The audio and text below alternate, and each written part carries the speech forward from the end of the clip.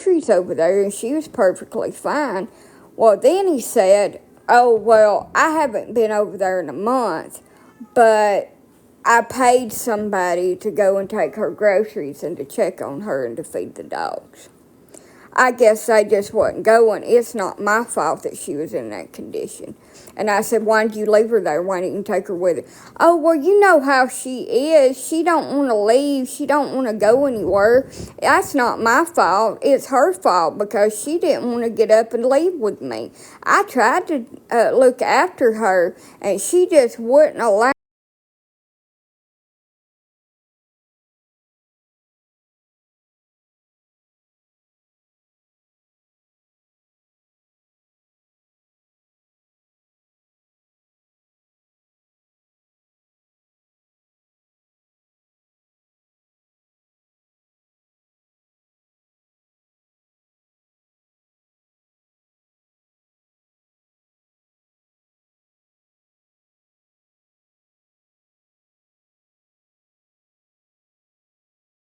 And then he said, well, it's her fault that the power shut off because her debit card got lost and she couldn't call and get it sent because something was wrong with the address.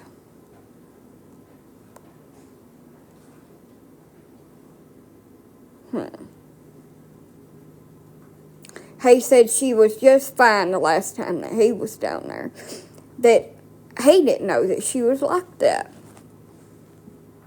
And I can give you a little bit of update on animal cruelty charges. They're not going to do anything to him.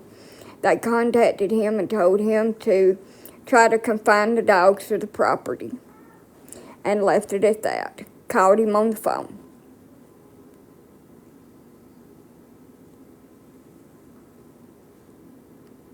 They're not going to do anything. They're not going to pick up the dogs. The sheriff's department is not going to press charges for false imprisonment, abuse, at least assault or something on my aunt, and it blows my freaking mind. My aunt is going to die. She was starved to death over there over a month without any food, any water, or any contact with the outside world, locked in a freaking utility room full of garbage, sleeping on the floor without anywhere to even use the toilet, having to use a toilet in a 5-gallon bucket.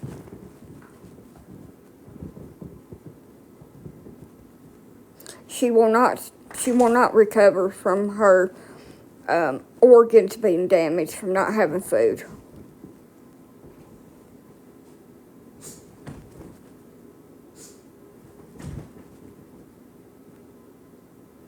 No, my procedure will be done Thursday, and I'm really nervous. I don't want to go. I want to call and tell them I ain't freaking coming. I've already got the nervous poops.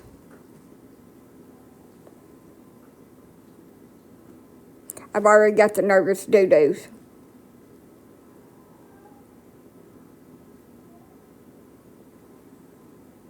I'm so scared.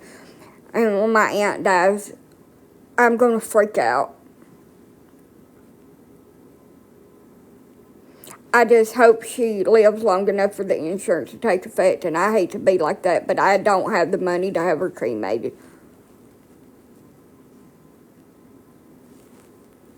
My half-sibling locked my aunt in a utility room in a built-on section of a failing old mobile home with no electricity, no water, no food for an entire month or more. She had a heart attack. She's anemic. She's dehydrated. She needs some kind of heart surgery. Her kidneys are damaged and diseased. She's got damage to her liver. She's got heart damage and heart failure. She weighed 67 pounds when they found her. 67 pounds. Her hair's falling out. And I remember my aunt. I remember going to town with her and us getting a plate and going and getting, I'm trying to say this without crying. And going getting. So I talked to him and got everything straight, not through my uncle. I talked to, like, the doctor people. She weighed 67 pounds. I thought it was like 40-something. But that's what he said. But it's not. She weighs 67. Who in the hell in their right mind would think a freaking narcissistic psychopath would lock her in a freaking room with nobody there, no lights, no water, no food, and just leave her there locked in? Who in their right mind would think that? That's not where my mind goes. Why would anybody check on her when nobody's supposed to be living there? I mean, that's what blows my mind. Everybody's like, well, why didn't somebody check on her? Because nobody thought anybody was there. Nobody has been seen over there in weeks and weeks and weeks. Nobody's supposed to be living there. It's like you can't inhabit a home without electricity and water. It's not livable. And it wasn't livable even with lights and water.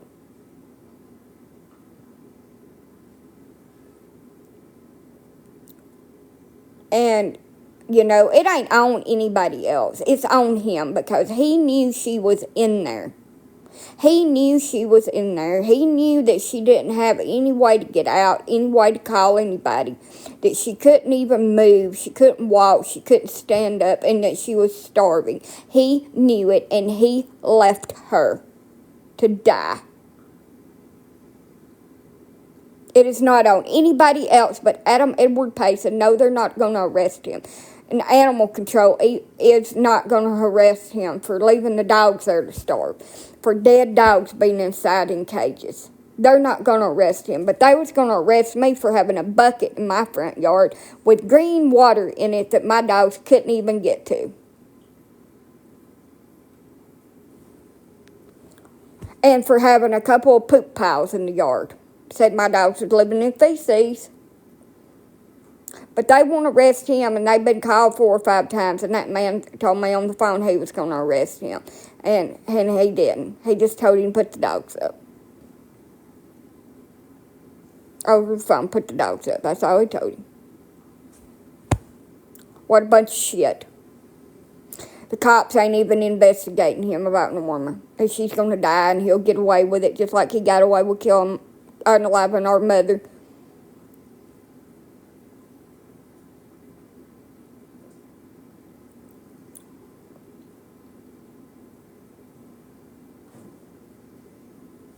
So my uncle found her, his wife found her, and he was with them. No, I'm not okay. I'm not okay. How does this man get away? Well, worm. How does this freaking worm get away with killing 2 different people?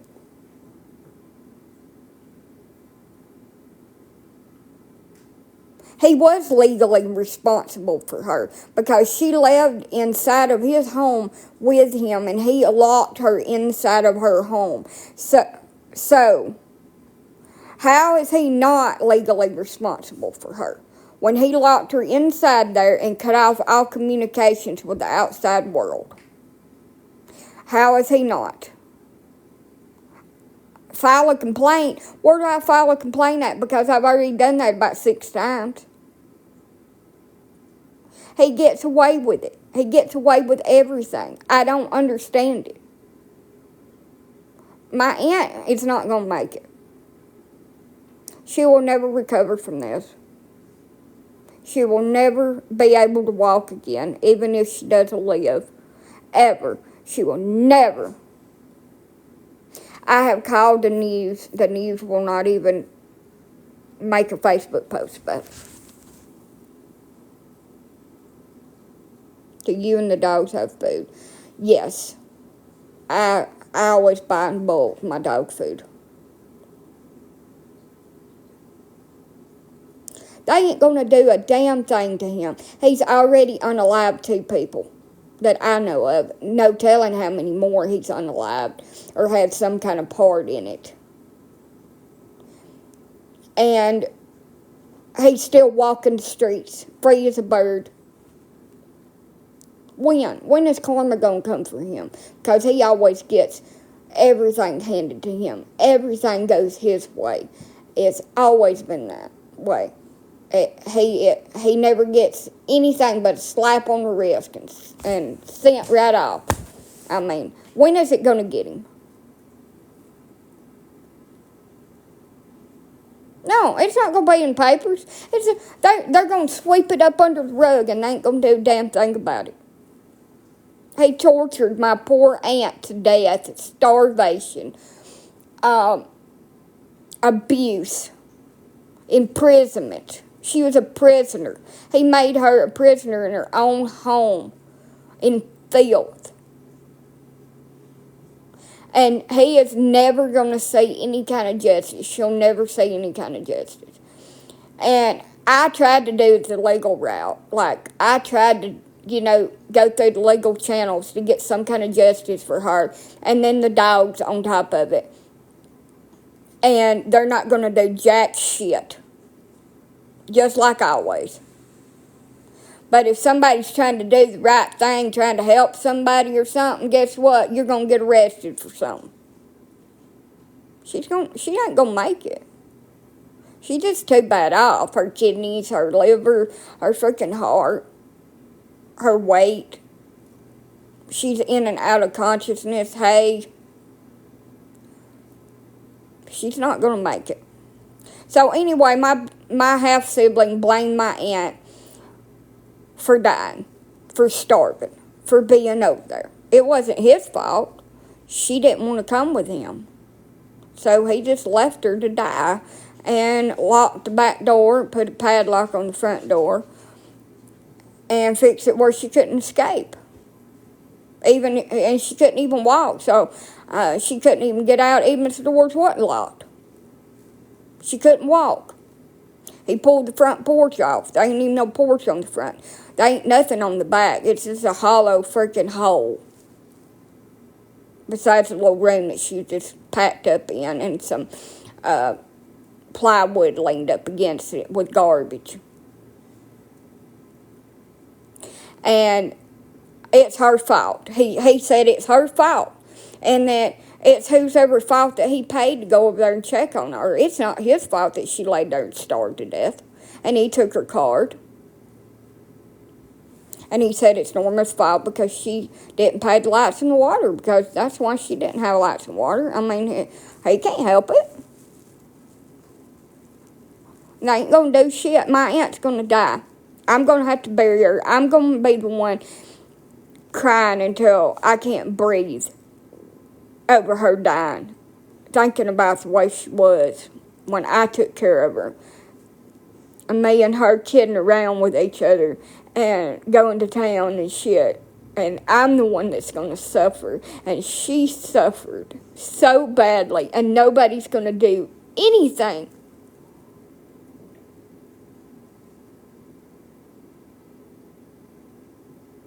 The state does not do any kind of burial anymore.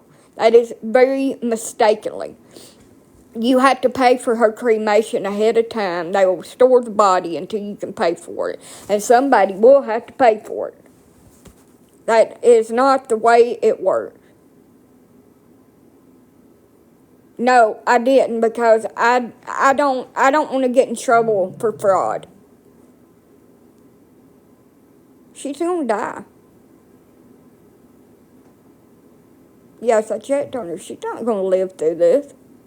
The state will not. That is a load of shit. The state will not. The state does not pay for a pauper's grave anymore.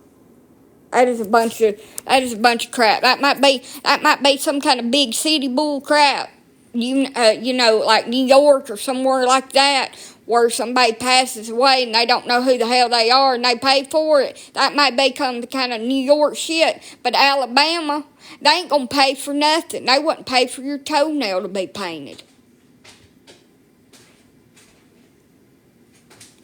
The state don't pay for diddly shit. That stuff ended in 2004.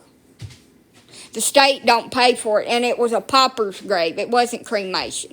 They don't pay for nothing. Your family is financially responsible, and her next of kin is responsible for her ass, or whoever is overseeing everything. So I don't know who in hell thinks that, but you don't get the state to pay for your burial because you're poor. You go into debt to pay it. You're going to have to get a loan. You're going to have to shake your ass on the street corner, but you're going to fucking pay for it. The state won't. It's not always been no way. They used to do a pauper's grave. They'd dig a big-ass hole and throw all the damn people in it that couldn't afford to be buried, and then you'd have an unmarked grave. They do not do that anymore. You are financially responsible to dispose of your human's remains, and the only way that you can get out of that is to donate their body to a laboratory to be cut up. I don't know what the hospital done. The hospital ain't gonna do nothing. They ain't gonna do a damn thing. Now, if it was a kid or something, yeah, I'd call if you had a scraped knee and report you. They don't here in Alabama. I don't know. They don't do that. Just like I said, that may be some kind of big city bullshit, but not here in Alabama. You are financially responsible to discard your human remains yourself. Yeah, they're supposed to be, but they don't. You know, when somebody's really being hurt, just like a kid, when a kid's really being hurt, they ain't gonna do shit. Y'all should know that. They ain't gonna do nothing to make it right for somebody that deserves it, deserves to be in jail like him, that really hurts their kid. There's a woman that shot her, pewed her son's toe off, and that she'd been arrested for abandoning him in a motel room or an apartment and going off and staying gone for hours at a time when he was about a year old. And they just let her have that kid right back, and she ended up cutting off one of his toes with a pew, and she still ended up getting her kids back. So that right there tells you how the government does things. My aunt will never see an ounce of justice. He will never see the inside of a jail cell for the dogs or her. She will lay up there and pass away, or she might be lucky enough to live a few more weeks.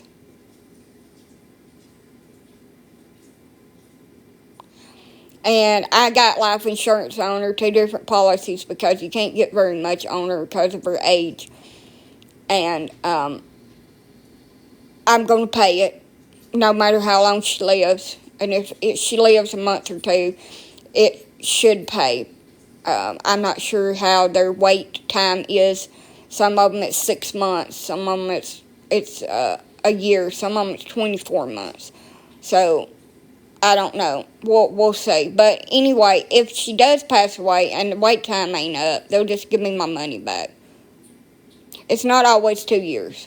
It's different for every company, and this is final expense insurance, so it's not like term life. It's just like it pays for all the final expenses. Hopefully. If not, I'm going to be over here begging for bucks and shaking my butt. I'm going to be going to the Pink Pony Club, getting on that pole, dancing for dollars.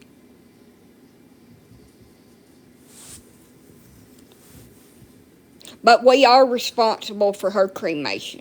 And the only way is if her death is questionable and they do a complete autopsy on her and they don't know who she is or who her kin is, and they will send her to the crematorium. And that is not in Alabama.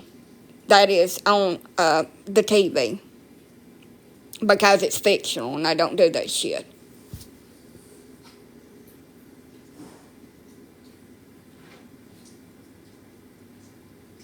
I do not know. Some of them are 6 months, some of them are a year, some of them are 2 years. I'm going to have to look at the policies and see how long. But I tell you one thing, if you do not have insurance, life insurance, you need to get it. You need to get it because your family is going to be stuck paying between $6,000 to $18,000 to put you either in the ground or in an urn. So just remember that. It is fictional because they don't do that anymore, and Alabama hasn't done that since 2004. So almost 20 years since they've cremated anybody. Hopefully I make it to my charger before. Oh, well, I had my grandma cremated last year, and guess how much that was? $7,000 to have my grandmother cremated. And she barely weighed 90 pounds. $7,000, and I just did it last year in Alabama. It used to be cheaper. Oh, they did not scam me. That's how much it cost. And I called other places. You go now.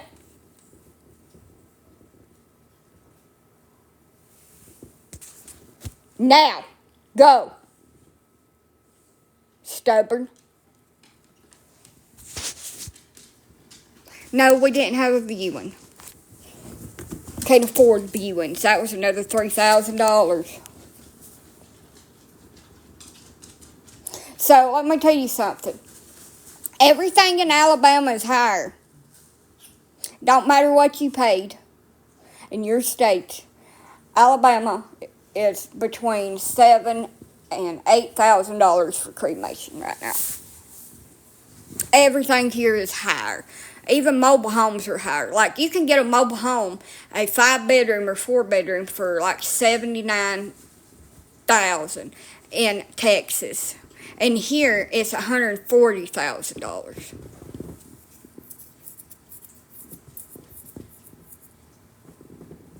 So, I'm going to tell you, Coleman, Alabama, it ain't cheap to have them cremated. I'll tell you, I know what I paid. I have the receipt, too.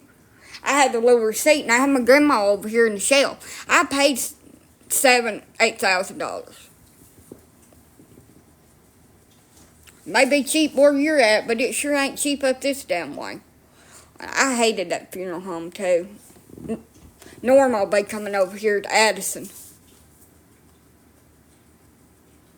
But it don't matter, and that's what my aunt wants. So everybody that's going to start their shit about burying her, she don't want to be buried. She told me she'd haunt me for the rest of my life if I put her in the ground. As much as I would love that, and it doesn't scare me one bit that she's going to haunt me, I ain't going to do her like that. She said she don't want to be no coffin. She wants to be cremated. And she said if I leave her ashes in the urn, that she is going to flip the light switches on and off all damn night while I'm trying to sleep.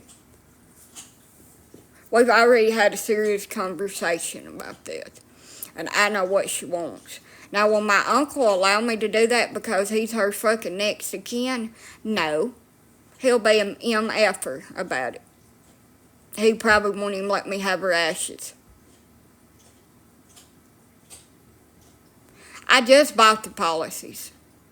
I've been trying to buy them for like over a month, and Globe Life denied me. So I got some through Mutual of Omaha and this other place. So I got 2 different policies because they wasn't very much. And I hate to say it, but y'all, I need some extra money when she goes, and she told me to do it. She told me to get as much money as I could on her, and you can have more than one insurance policy on a person. You can.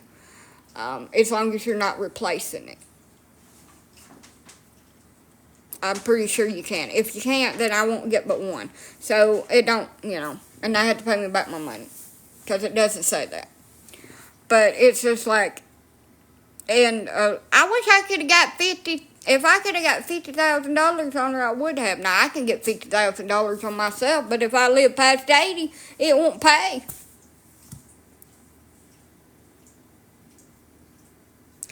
Yeah, them people up there was jackasses. They probably did.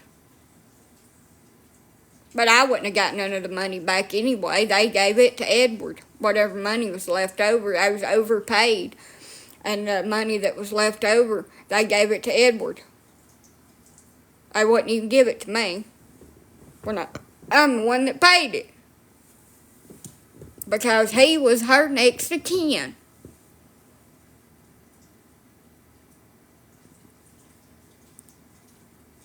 And I don't have no say-so on my aunt. She is just my aunt. And she has a living dickhead of a brother. Look, my uncle has to take me to the doctor and stuff, so I just keep my mouth quiet and just go along with his stupid shit. But he has done some really effed up things to me and my mama and everybody in my family. And he is just an SOB, right down to it. It is my responsibility because it's my aunt. And I'm going to voice for her because I love her. And who else is going to do it?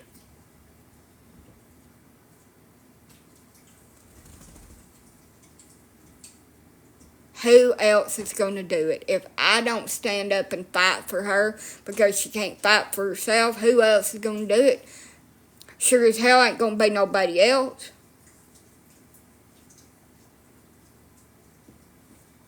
And I am the beneficiary on her life insurances, and I will get all of it.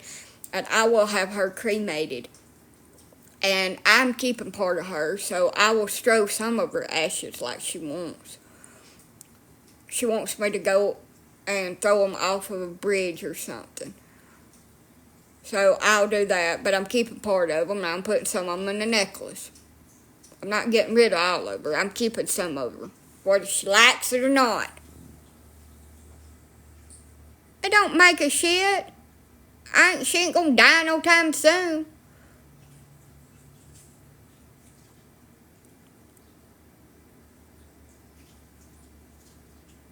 I don't have access to it right now.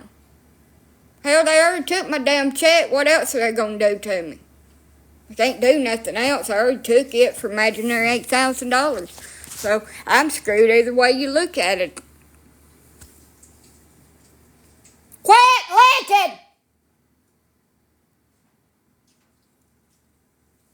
I'm fractured today. That's how my day's been.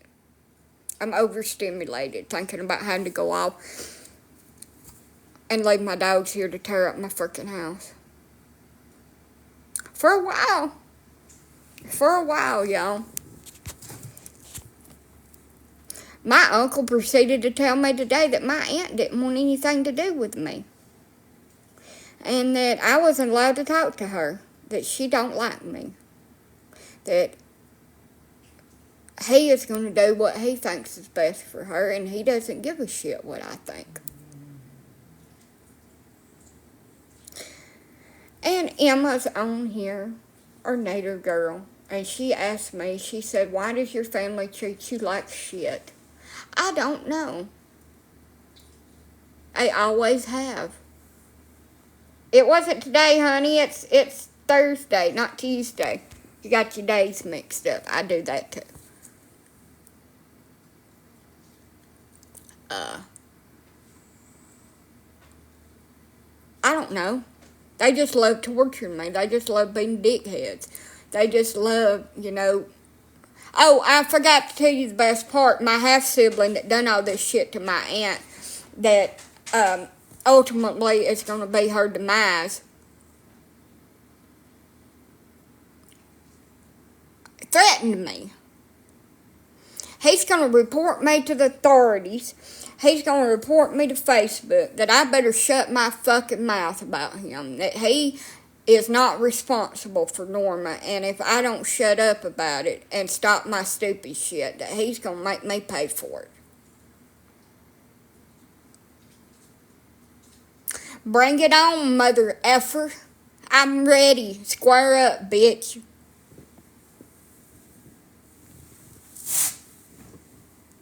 Good evening. You think I'm scared? What in the hell are you gonna do to me?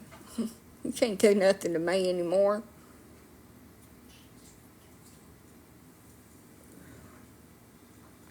I won't take my post down, and I will never stop speaking for people that can't speak for themselves. My aunt suffered horrible torture being starved like he done her. And I don't give a damn what he says or what he tries to do to me. I don't give a shit because he did it. And there are plenty of people that know that he did it. And I'll never shut up about it, just like everybody else that's tried to silence me about what happened with my kids. You better shut up, or I'm going to do this, and I'm going to do that to you. I don't give a shit. I'm not going to be silent to save your freaking reputation because you don't want people to know what an evil SOBs y'all really are. Everybody deserves to know what you've done. Thank y'all. Oh, that was cute. It's not fair. It's not. And they'll never get the justice that they deserve. And it sucks, y'all. I just don't understand how this world can work for the evil people that lives in it. And they get away with this shit. And they get away with abusing children and abusing women and abusing old people. And my uncle is the one that has to take me to the doctor, and he has pulled a gun on me. He has had my mom locked up because he didn't want to pay her the money that he owed her after he scammed her and bullied her out of her property. He has scammed her and bullied her out of a business that they owned together. He has done so many things. He reported me to CPS and had my youngest daughter taken away because he wanted her, because his step-granddaughter got unalived with his adopted son, and that he caused. So he had my child removed from my care with false allegations. He told that we had a bag of methane at our house, and it was laundry soap. And I had to do 6 months of smug tests. I always wanted a pee pal and to get my mouth swabbed and to spit in a tube and to have some of my hair shaved off. They even take pubes too. It was just fun for me. All of them come back negative. They went back 6 months in my damn hair and couldn't find shit because there wasn't nothing to find.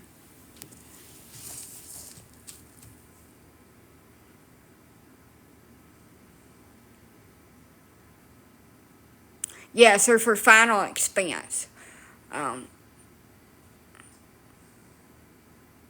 They're both for final expense. I don't believe she'll make it. She might recover, partly. But I don't believe she'll make it very long. She's rough.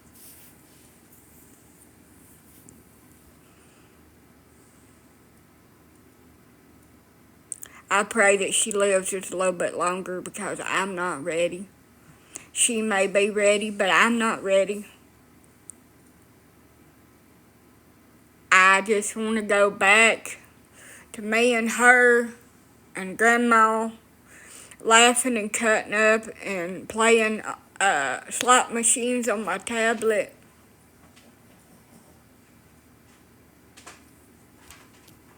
I've reported you, just to let you know, for what?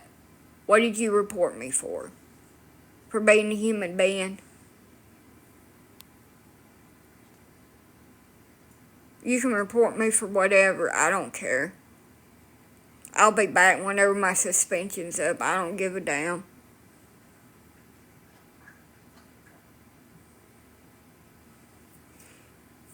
The doctor said a couple months. Oh, he's blocked. I just want to let you know that my mod on here blocked you.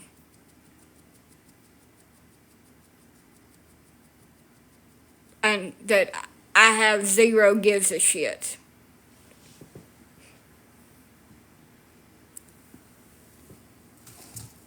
I ain't been reported for nothing. I ain't even got a sanction. It just put that up there. Obviously, you didn't report me the right way because I ain't even got no sanction on here, so. Kiss it. Kiss my brown eye.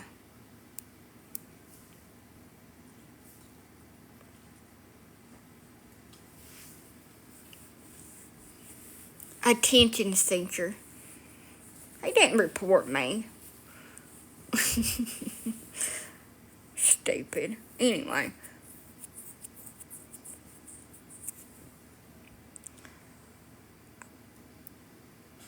My uncle's like, you just don't understand how bad she is. Do you not? Yes, I do. I understand exactly how bad she is. You not know that I've been through this time and time again. That I watched my great-grandmother and grandpa. They was the first two that I ever had to watch pass, degrade, their minds go, be vegetables, and just wither away in front of me. I was 14, and they meant so damn much to me. And they passed away 6 months apart. And I was lost. And then, 4 years later, my half-brother, his girlfriend at the time, Kimberly, and Daniel Brasher, poisoned my mother, and it took her 3 days to pass away, and I had to watch it nailed inside of that same trailer that they found my aunt at.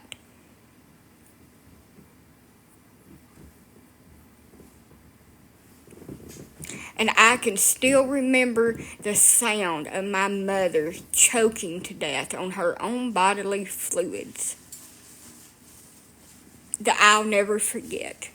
That it traumatized me, that I could not sleep, and I didn't eat for 8 days after it happened.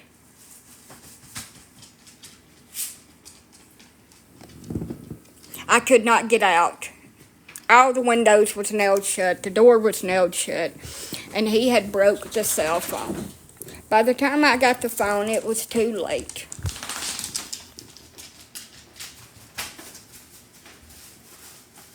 She is stable. But they don't know what her outcome's going to be. He got away with that. My grandmother lied because she didn't want him to get in trouble. My aunt wouldn't tell on him. Oh, I'm sorry. And that nobody believed me, and they said if I tried to tell on him that they would tell that I had mental problems and I was just jealous of him.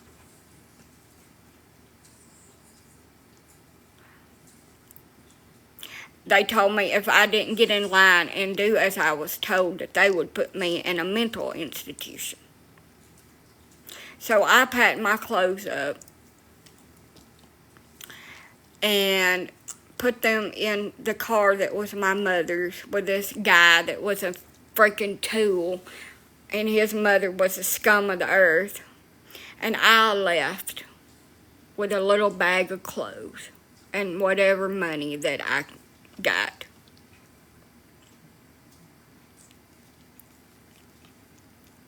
And when I ran out of money, I went back and I met my deal hoe of a husband because I had no choice. And when I went back, it was a trap house. And I had to endure that and live through that.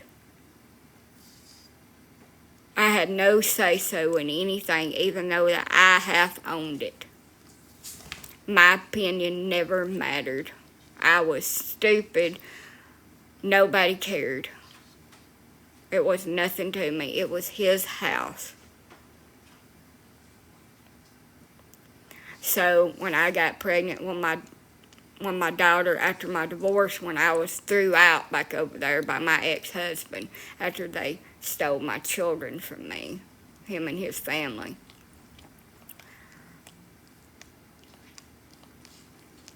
I was going to move into my trailer across the road. I see that was an ill decision now, but that's the only choice I had for my daughter. And then I almost passed away in a car wreck at 29 weeks, pregnant with her. And then her father and his family done me the same way my husband had done. They stole her from me and caused my baby to pass away that I was pregnant with from stress. And I had to move right back down there. Coleman County would not leave me alone, harassing me, trying to find a way to put me in jail. I don't know what their deal was. I've never really been in trouble. So, some man offered to buy that place and scam me. This is a brand new trailer. It's got to be gutted and redone. It's a project trailer. It's not a brand new trailer. It's a handyman special trailer. And that money that I didn't get for my property, it stopped my Social Security check, my SSI check. And I had to endure all of the abuse by him and all the women and all the people that he had hanging around with him the entire time I lived there. And he abused my grandmother when he was out. He was in and out of jail. And no, I couldn't. I wasn't allowed to look at it first.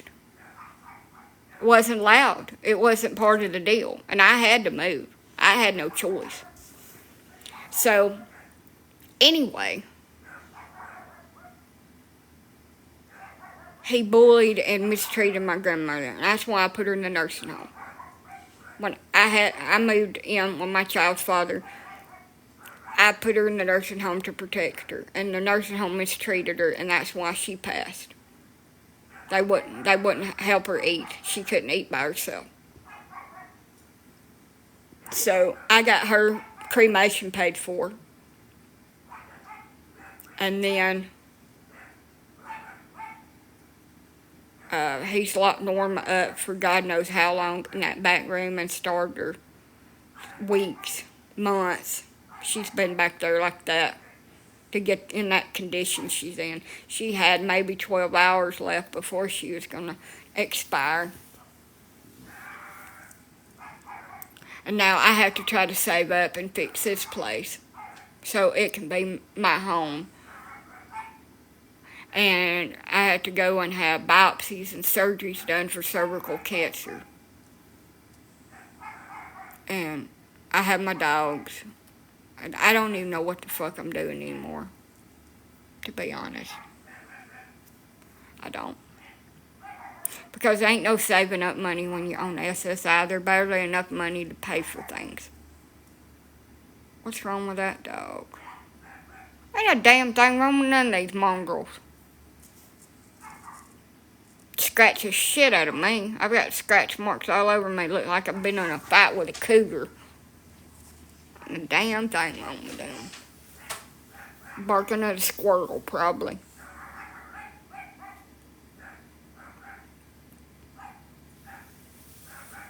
If my dogs bark or my cats meow, they're just vocal. There's nothing wrong with them.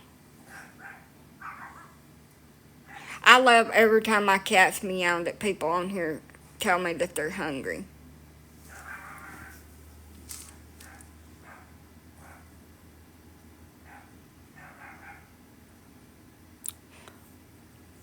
That cat's hungry. It sounds so sad. It's just vocal. It meows nonstop. It also bites when it gets excited. It's a tuxedo cat, and it likes to affectionately bite me.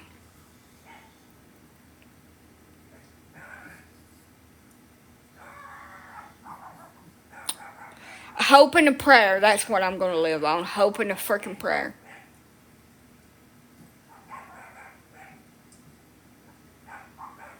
Well, if I had a bird, I would train it to say everybody is D-I-C-K heads. Yeah, they're love bites. They love you, so they want to bite you just a little bit. They all do it. I had two of them. I'd get them to sit there on my shoulder. You're a dickhead. You're a dickhead. You're a dickhead. All the time I was on here, just rocking back and forth.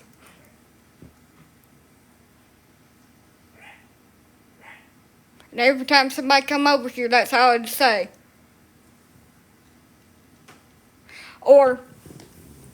And also I'd teach it to say, shut the F up. Shut the fuck up. Shut the fuck up. If I had a bird, I'd teach it bad words. Say what they'd say. Well, I'd never have a bird with a potty mouth. I'd teach it to say the D word, the A word, call people the B word, the C word, the dreaded C word. Woo, that'd be a good one. Teaching all kind of cuss words. I don't care if it cusses me. It'd be funny. I don't give a shit. Damn. I'd never teach my bird to say naughty words. Well, I would. Because what else am I going to do with it? It's my entertainment and my companionship, so that's part of my entertainment.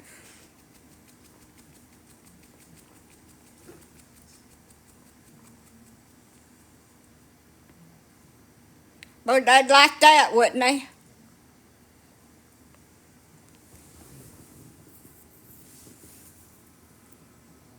Did you wash your hair today? Why would I? Do you wash your hair every day?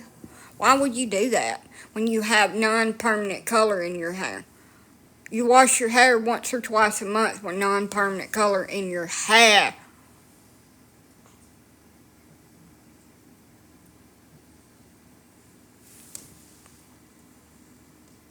I wish I could teach my dogs to cuss and flip people the bird. Lord have mercy, that'd be awesome. I've been on here. Howdy. I've been on here, you just missed me. If I have to invent a collar where my dogs can actually talk and say cuss words. Thank you for the $5. That was cute. Could you imagine translation collar? My dogs could cuss. One of them little fake translation collars. That would be total awesome.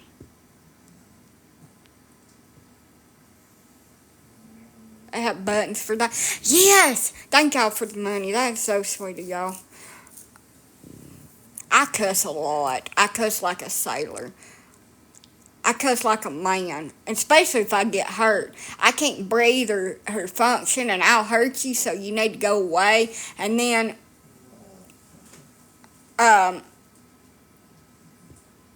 that I'll say really bad cuss words, MF or F, some beach for about 2 minutes, and then I just hold myself wherever I'm hurt at until you go on and leave me alone, because I'm going to say something to hurt your feelings. My F word's my favorite word, especially when I cut my leg or like I run into the shovel out there in the dark or a big old piece of wood. I can't remember which one it was. And I hit my freaking shin bone on that dang thing. And I said every cuss word in the book, and I believe I spoke a little bit of Spanish that night. I was from Spain. I cussed in a different language. That shit hurt. My dog in here head-butted me in the eyeball and the side of the head. My face swelled up a little bit. Thank goodness it didn't give me a black eye. I said some Chinese words that day. I was seeing damn stars.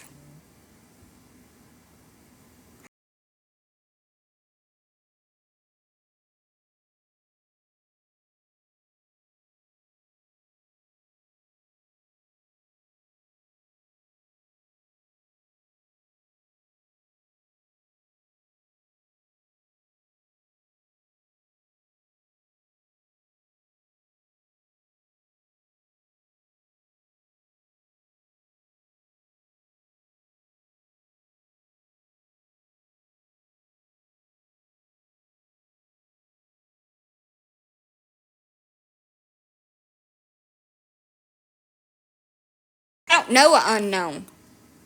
Yeah, I do. It's great beyond. Never ending story. The, the nothingness. That's a movie. I ain't answering it. Just like when it says scam call. Sometimes, no, when I'm real bored and it says it's a scam call or something, I'll answer it.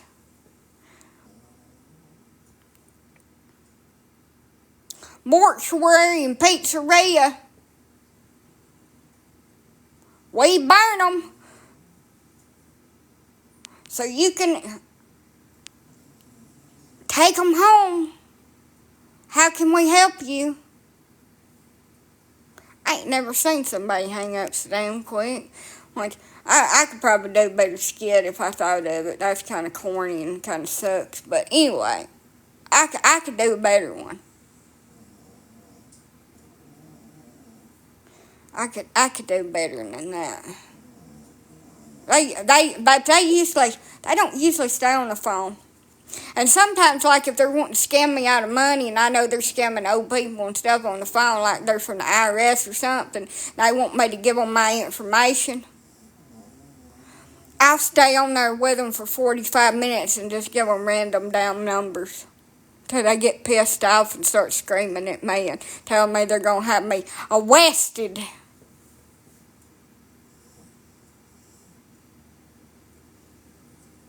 And I'll be like, all right, hold on, I'm giving it to you right now. It's 845679. Oh, that's not the right number. You better give me the right number right now, or I'm going to have you arrested.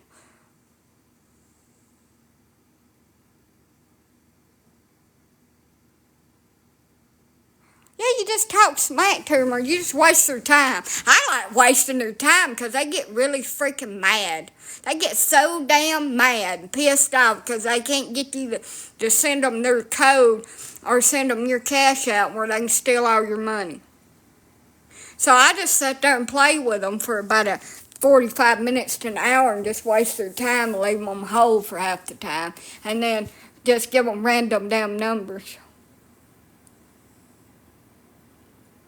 Like, I used to get these messages all the time, about these random codes, and they'd call me and say, hey, I'm going to send you a code, send it back, trying to log into my checking account or something. And I just give them random damn numbers. They'd get so mad.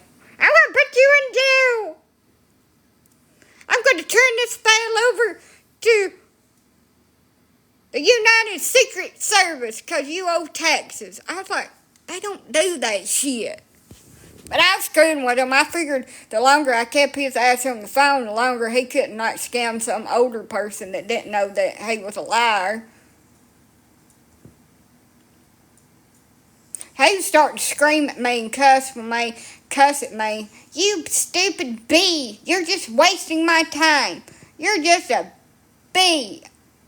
I'm going to find where you live, and I'm going to unalive all your family. And he started threatening me, and I started getting tickled. I said, good luck with that shit.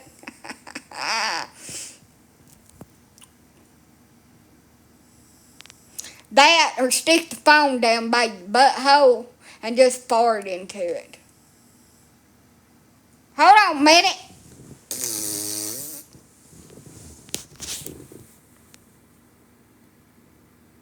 Just like that. Oh, I'm sorry.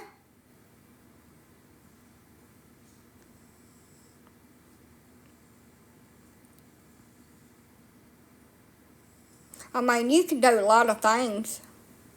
But just when I get bored, I ain't got nothing else to do. I just screw with them. But why not? Hey, they're out here scamming all these people out of thousands of dollars. They've scammed people out of their homes. They've made people scared that they was going to be arrested or something. And they're people with dementia and veterans and stuff like that. And people ain't sound up here. And that makes me mad.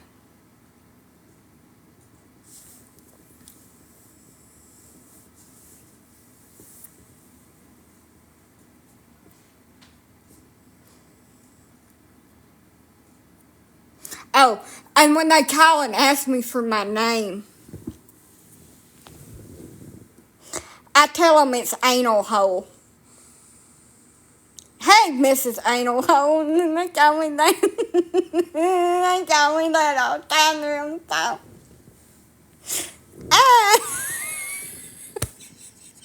What is your name?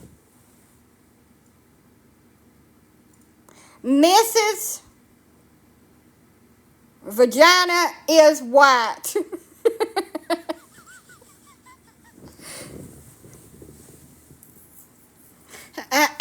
Thank you for $5.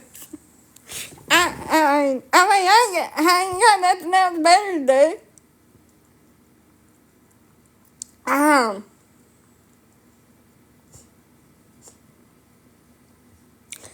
Or Big Toe Stinks. That's a good one.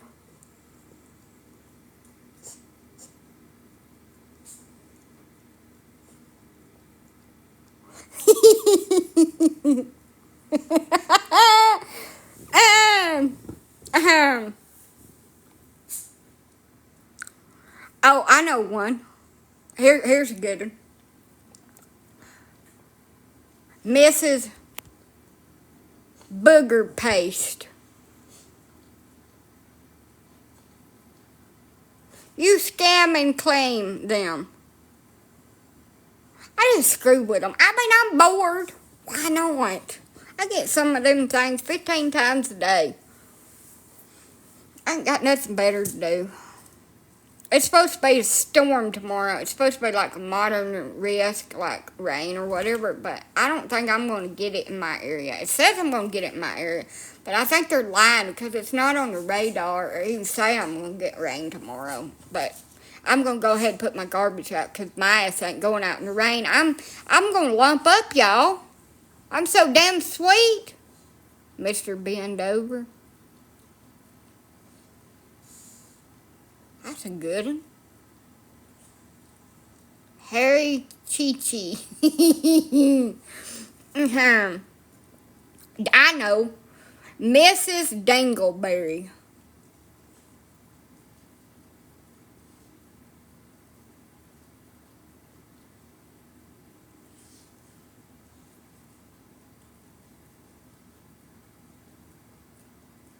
Yeah, the nice Mike Hunt.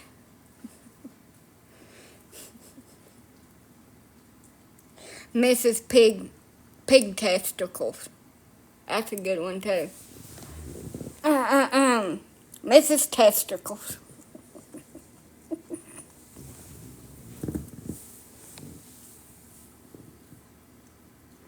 Or Mrs. Butthyman.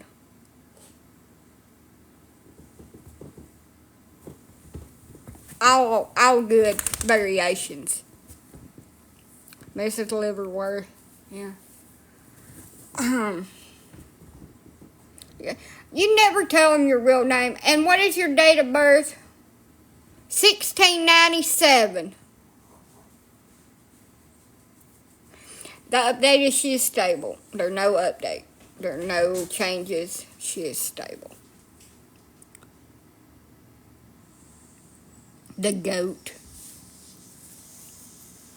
I am the goat. Bye. I wish I could play with a baby goat and then give it back because they're annoying. But I'm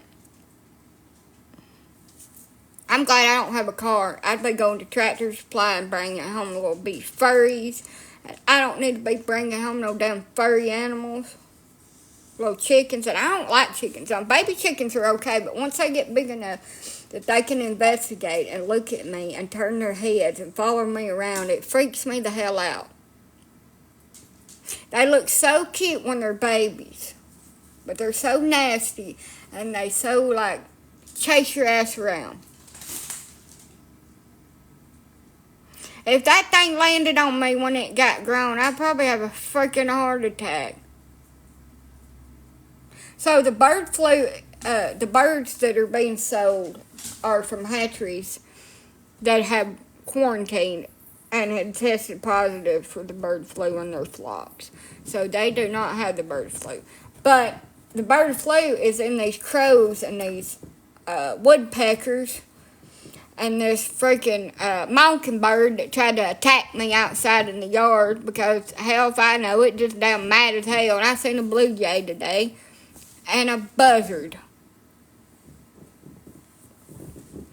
Damn mockingbird flew right inside of my head. Them things are mean. So my aunt was imprisoned in a utility room by my half brother, and somebody broke in and found her. She was within hours of starving completely to death. She hasn't had food or water or any outside contact in over a month. Mockingbirds are freaking mean. They're little mean asses. Peck you right in the top of the damn head. Especially if you get near their babies. They're a nest anymore. They're going to get your ass. I've seen some crows out here, too.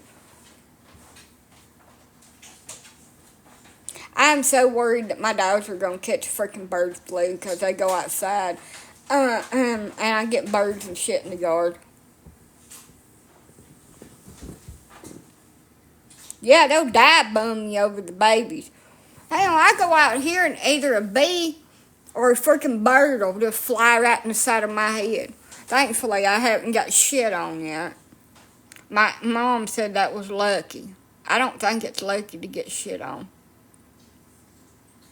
So, I get hummingbirds. There's a tree out here that blooms.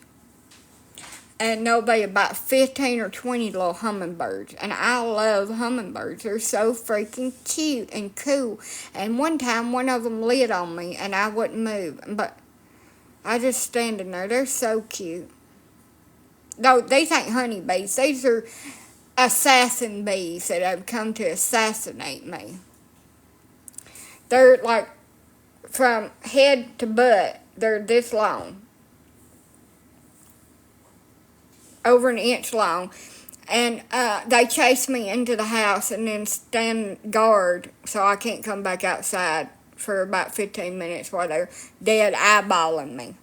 Like, bitch, I'm getting you. I'm going to sting your fucking ass. You just wait. I'll be watching for you when you come back out of this house. You better run like a girl. Because I'm going to sting you right in the damn armpit like I did last year. I tell you something, I threw up. That damn thing stung me right in the freaking armpit last year. And woo! Yeah, I know. They're so cute. I love hummingbirds. But that damn bee has got it for me. It comes back every freaking year. I don't know what kind of bee it is. It's a devil. Devil incarnate. It sees me. Don't matter where that little damn thing is out there in the yard, the neighbor's yard, it'll see me and it'll beeline right over here for me. And it'll chase me all the way to the door and up the damn stairs. And I'll barely get inside the door before it lied on me, try to light on me, sting me. And I'll barely get in the door and shut the door, and then I'll open the screen, and it'll just be sitting there on the steps looking at me like, I'm going to freaking get your damn ass. It is black. It is solid black. I'm going to get you, bitch. It's like I have slept with this bee's man, and it has come to whoop my ass. Bet, meet you outside. I don't know what in the hell I did. I must have stepped on its damn favorite flower or something out there. Shit, it chases me all over the damn yard. I'm out there screaming and throwing my hands around, hollering, boo! My neighbors are staring at me like I'm some kind of psychopath. I'm running around out there, running one way and then running the other way, trying to get away from it. And hell, my little dogs, if they're out there, it's like, you're on your own. I just leave them behind. Spray it with what? What do you want me to spray it with? You can't get close enough to it to spray it without it stinging the shit out of you.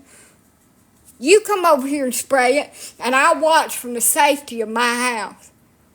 I ain't getting nowhere near that shit.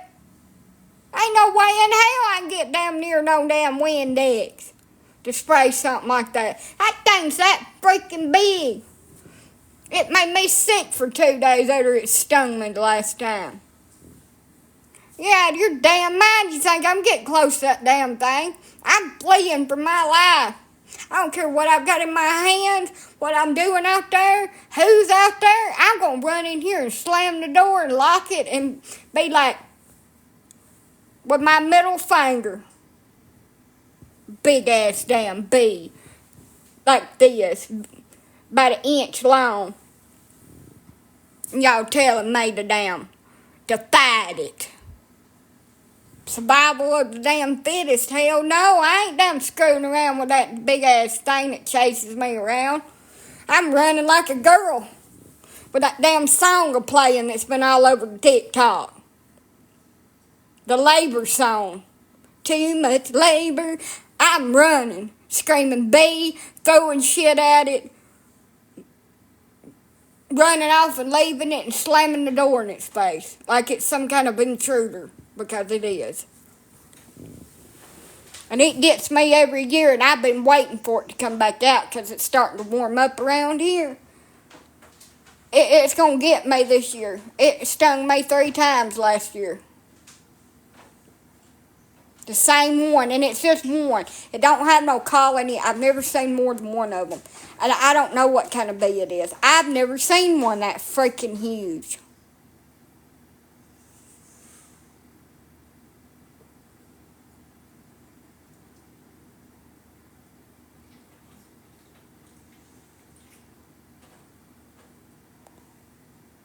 Oh,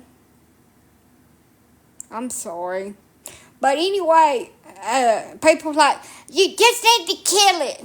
I tell you what, you bring your happy-go-lucky ass to my house, I'll keep the screen door shut, and probably the big door too, just in case they're cracking the screen door, and I'll peek out through the window at you, and you can kill it. And when you get stung with it, we'll take you to the ER. Because I ain't screwing around. I ain't effing around and finding out. You can F around with it and it'll find you out. In the face or the arm or whatever. It ain't gonna find me nowhere. We ain't meeting outside for it to get me. And if you're over here and it gets after me, I'm going to knock your ass down, trip you. I don't give a shit who you are. And I'm going to leave you for it to get you while I get away. Because I value my safety over yours. Unless it's a child, and then I'll save the child, because, I'm not heartless. But if you're a grown-ass person, you're going to get stung and I'm getting away.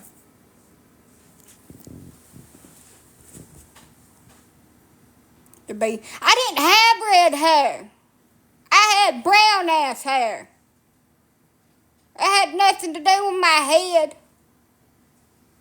Hell, I had about 2 spiders on my leg yesterday. They was crawling around on there.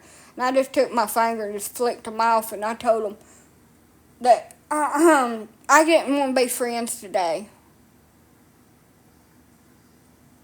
Boy, Lee, I could pew that thing with a freaking BB gun, as big as it is. I don't know what it is, but it's something I don't want to play with, because it don't play nice. It's got a stinger in its ass that's like that. If feels like a hypodermic needle just stabbing in you, and then the burning and the pain of it, the venom that it injects into your ass. Nope, not me. I ain't doing it again.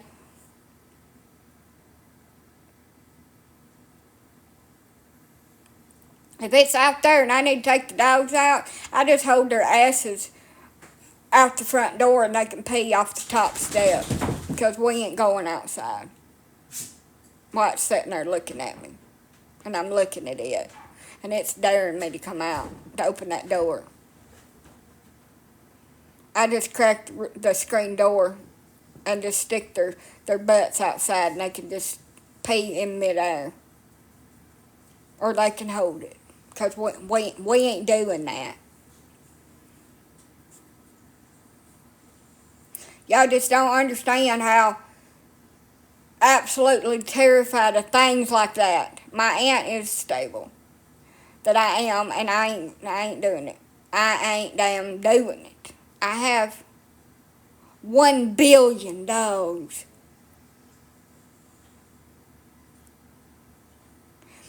I ain't fighting it. I ain't gonna be one of them people that thinks that it's a good idea to get a grocery sack and some gasoline in it and drape it over a hornet's nest and throw it down in there in that gasoline and unalive that hornet's nest. I'm not one of those folks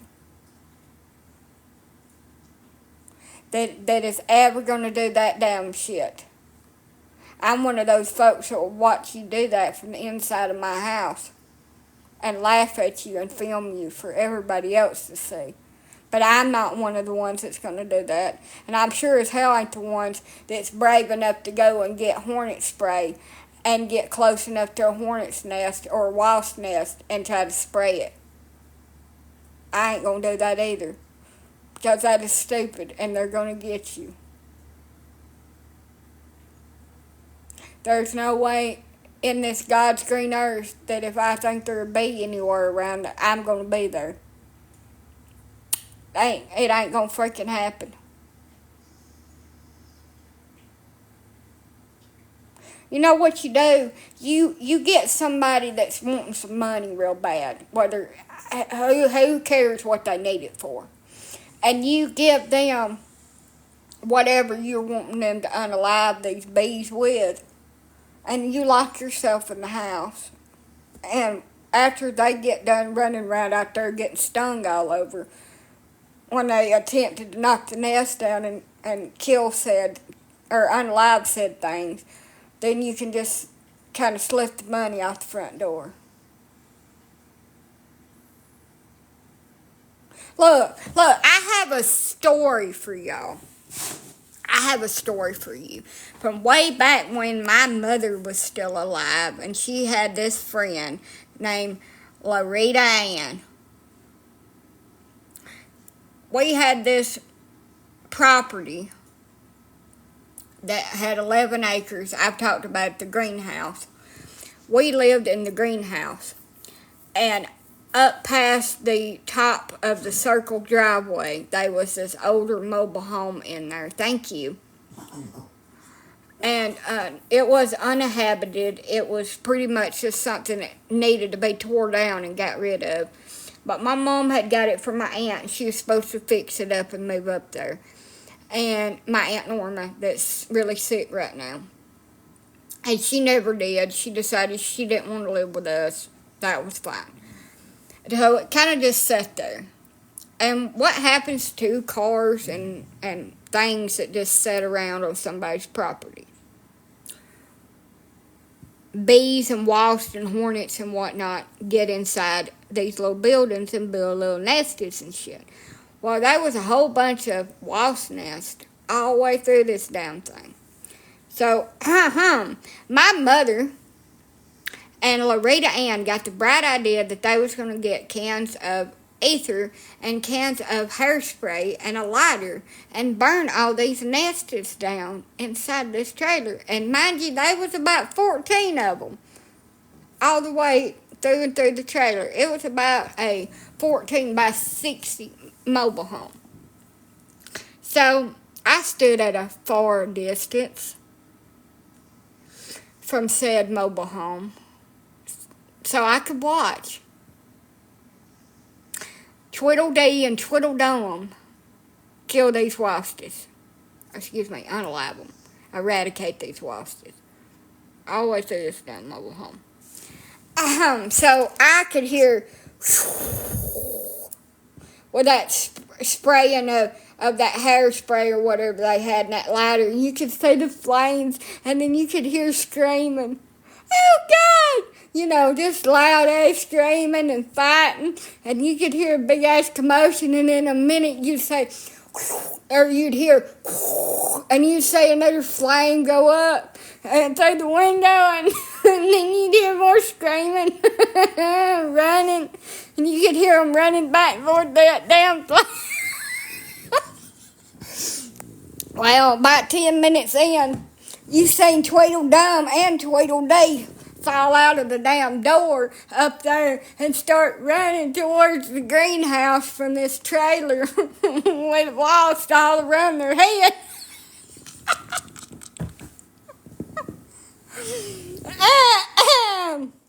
Well, I was laughing at them and couldn't breathe because they was falling over themselves and fighting themselves and trying to spray them at the same time to get them off of them. When they got down there to the base of the hill, past the little stump, and they was sweating and still knocking them off of themselves where they was being stung.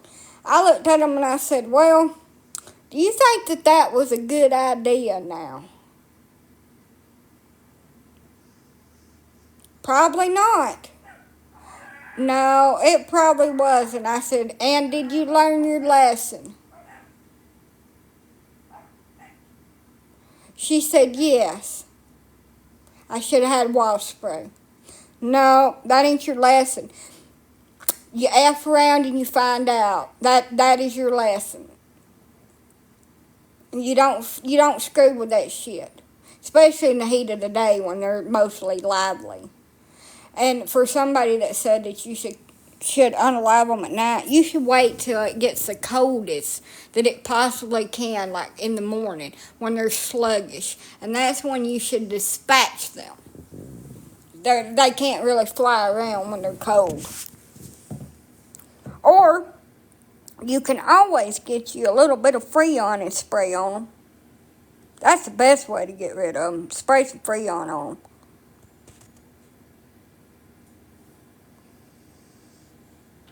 But anyway, my aunt is doing better. Not doing better. She's stable anyway.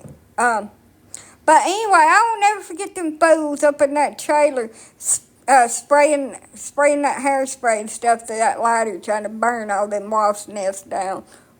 They did unalive some of them, but they got stung all over, y'all. And they was screaming and hollering and running.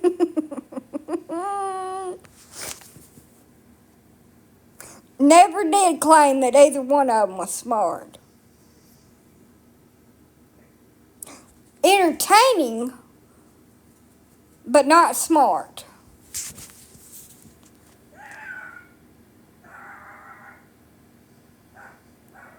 They could do some shit.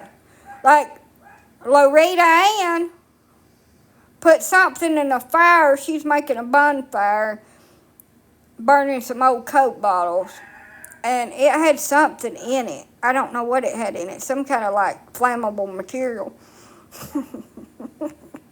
And it went boom and blew up. And we had to take her to the hospital. That damn thing stuck to her titty. Her titty was burnt. I said, "What the hell are you doing?" The damn trees was on fire. It was on fire. I said, "Are you trying to burn the whole place to the ground?" Look, every time her and my mother and my aunt would screw around with fire, they'd almost burn the whole damn place down, set the yard on fire. It'd be all kind of damn horse shit. The fire department would come, and the last time he come, he said, I think y'all need to stop burning. I thought that 15 years ago. Dumbasses. Now, it was kind of entertainment to watch them down, try to fight the fire and put it out with shovels and shirts and a water hose that wasn't long enough, buckets of water. I didn't help. I just stood back and watched. I mean, why would I? I swear, when God was screaming rain, excuse me, he was screaming brains, they thought he said rain. And they run for cover. There ain't no way in hell I'm related to that. Well, you would think that it's a good idea in the middle of a damn drought to start a fire out in the middle of your yard and get it so big that it just starts spreading. There ain't no way in hell that I'm related to that. But I am somehow. And I'm like, oh my God. So I know better. There's a drought here. I don't have an outside water hose. Ain't no way. Somebody's like, you should just burn all that trash. No, I should not. Because I'm smart enough to know that I ain't going to set my mobile home on fire for that. My mother started the fire. Not once, not twice, but 3 times ended up catching the whole place on fire.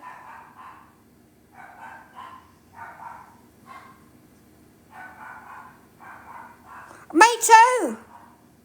I do need to write a book, a series. Make y'all pay for it.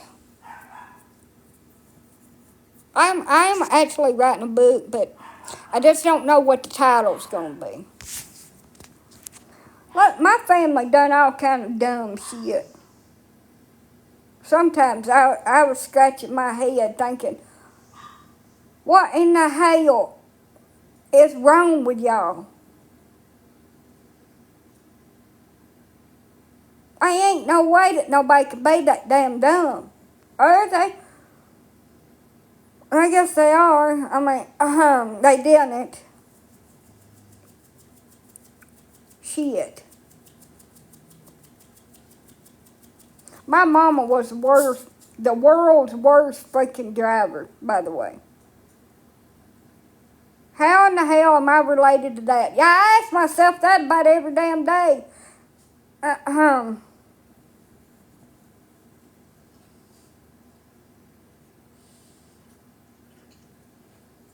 My mother burnt her freaking eyebrows off and caught her hair on fire. Thank God that she put so much damn Aquanet in her hair that it just burned off the Aquanet and not actually all of her hair. Trying to light a gas freaking 3-stack heater.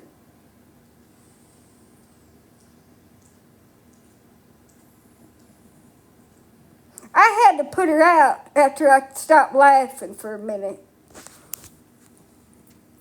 Her whole face was black. Those flames up here on top of her. She put so much damn Aquafina on her hair, God, it was like a helmet. She'd poof it up, flick it up on there. And we had this church house that was gave back to the family. That's where I lived at before I moved back over here. Well, not back over here. Before I got this, whatever. And anyway, they had a couple of light gas heaters in it, and it was propane. They're like, what natural gas? It was propane-like heaters. They had the big old tank outside with the gas in it. And so it was starting to get cold, and she'd go over there and light it, keep the pipes from freezing. Thank God I got pipes right now. If I just went off and left it wouldn't never freeze. But anyway, they didn't have these kind of pipes back then. It was old PVC pipe, and it'd freeze and bust in the winter. So we'd go over there and light the heater and leave it on. Keep a check on it, go over there and check on it once or twice a week. And she went in there and turned the gas on to all these heaters, to all the heaters, not just one, but all three of these damn heaters in here.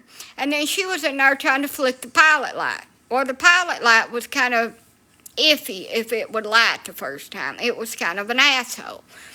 So she went in there and found some matches. Mind you, the gas had been on for about 15 minutes at this point, and the whole place smelled like gas. It smelled, that just a rotten egg smell. The whole place smelled like it. So she went in there and found this box of matches and decided that she was going to light it with a match. I looked at her and I said, "Are you sure that you want to do this?" She said, "Will you shut up? I know what I'm doing." So she got over there like this close from that freaking pilot light and struck that damn match, and it went whoosh. And I just busted out laughing. I couldn't help it. Her hair was on fire. There was flames coming from the top part of her head. I couldn't do nothing but laugh. I couldn't breathe.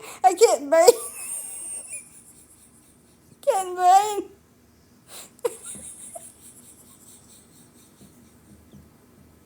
So anyway, I just see it in my mind, y'all. I can just see it right now. So anyway, I went in there to the bathroom sink and turned on the water and filled up a little cup with water and just poured it on her head and put her out. Her hair was black. It was singed. And she went in there and got some kind of washcloth or something, because the preacher had a house part that he lived in there at the church. So it had kind of stuff there, like a bathroom and stuff that they could use. So she went in there and found her wash rag and started wiping her face. It was just black, just soot all over her face. She started wiping her face, and her eyelashes and her eyebrows just wiped right off.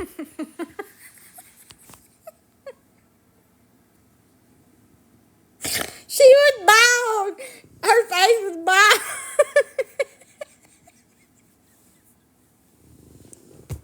I said, "What are you going to do now, Smarty?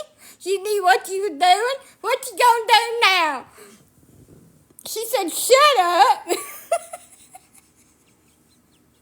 Let's go. The haters are lit.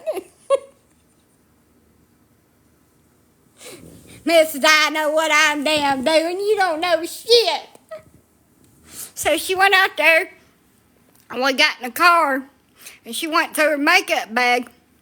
And I said, "What the hell are you doing now?" So she got her damn eyeliner pencil, and she started trying to outline and draw in a damn eyebrow. And it looked like she had gotten shoe polish and just kind of made a straight line right there where her eyebrow was supposed to be. And that looks really stupid. She said, "Will you shut up?" She said, "I can't go around for 2 or 3 weeks without no damn eyebrows." Without no damn eyebrows. And I said, "Well, I guess you should have thought of that before you lit a match with a bunch of gas in the room with you. And set yourself on fire." She gets so damn mad at me and puffed up that I just make fun of her after she done something stupid. I couldn't help it. Hell, you walked right into that. So the next 3 weeks, she drew on eyebrows very badly. They looked like shoe polish or hair dye on her face. Big old black spots where her eyebrows was supposed to be. She didn't have no freaking eyelashes. Them things would burn off too, so her eyes were just naked.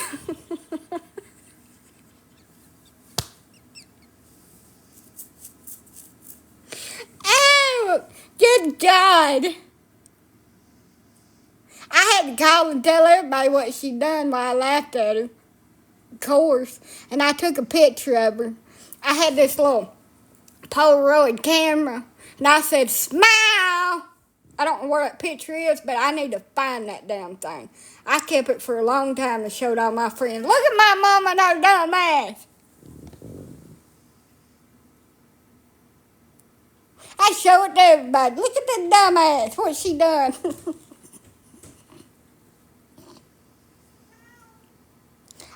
I told her not to. I probably didn't. I probably just stood there and watched her do it so I could laugh at her for catching herself on fire. Because I was a little mean ass. And I just let people do stupid shit so I could laugh at them.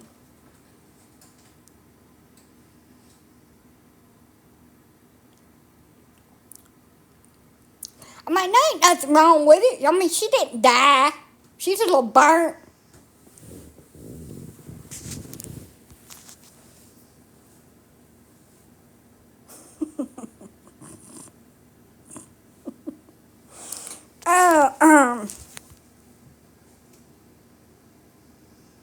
The time that we went on the paper route, y'all, one of the most iconic ones, and she got a new drink, and her old drink become the butt bucket.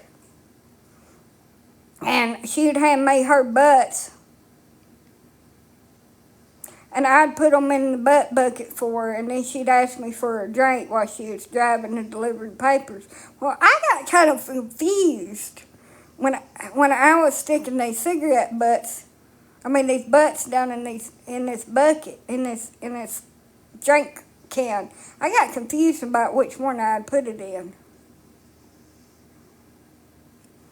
So when she was asking me for a drink, I done what anybody would do. I went eeny, meeny, miny, mo. Pick a tiger by the toe. If he hollers, make him pay $50 every day. She's like, hurry up, what are you doing? My mom told me you're the very best one. And you are it. You. So I handed her that. And she started to turn it up. And she took a little sip of it. And she didn't react. And I was like, all right, yeah, that's the one that I wasn't putting the butts in. No, she took a big old gulp the second time, and she squirted that all over the dash and the steering wheel.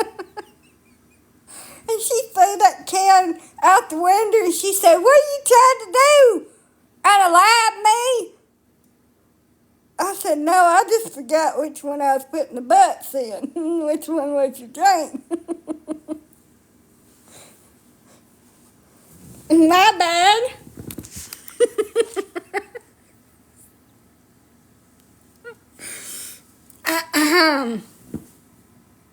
Whoops. Excuse me.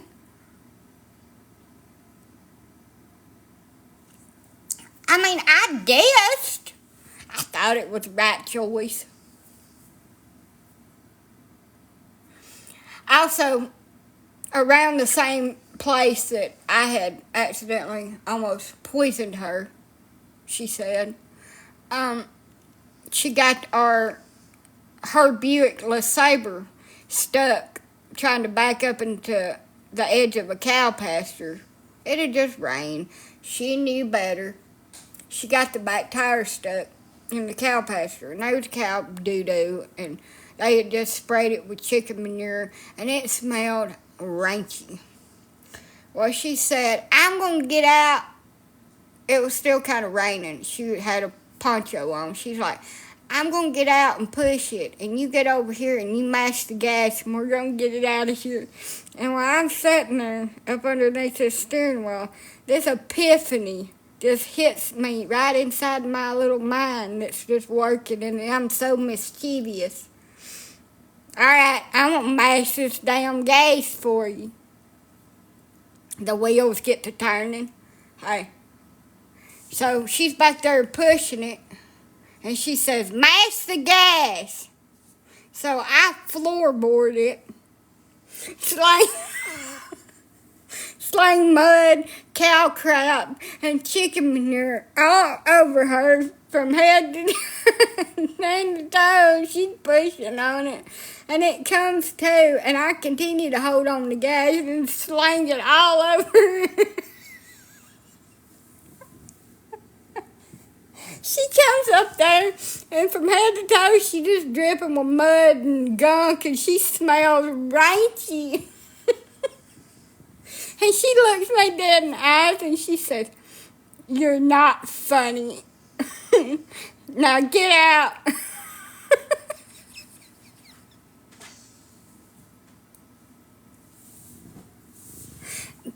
But she told me to match the gas. I said, "I just done what you told me to do.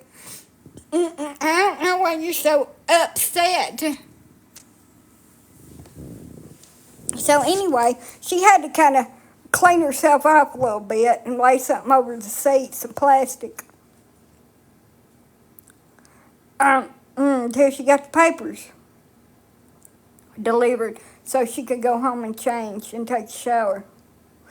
She was she's very brown. I could say that. Well, I mean, she didn't never need a mud treatment after that. It's good for anti-aging. And she dried very nicely.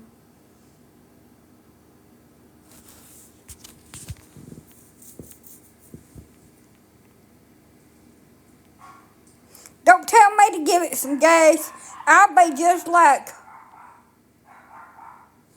Luke Duke off of the Dukes of Hazzard with old Jessica Simpson in it. And that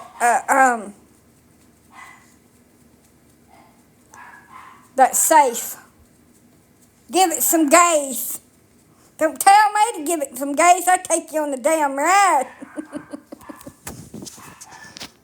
The same mischievous idea that popped into his head when he jerked him out of that trailer and jerked him down the road and all that stuff that happened to that poor man.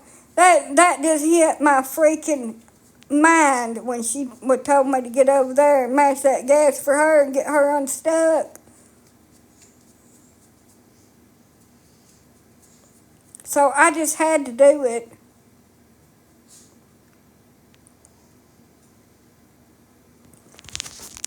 So, in honor of my aunt, let's tell a story about hers.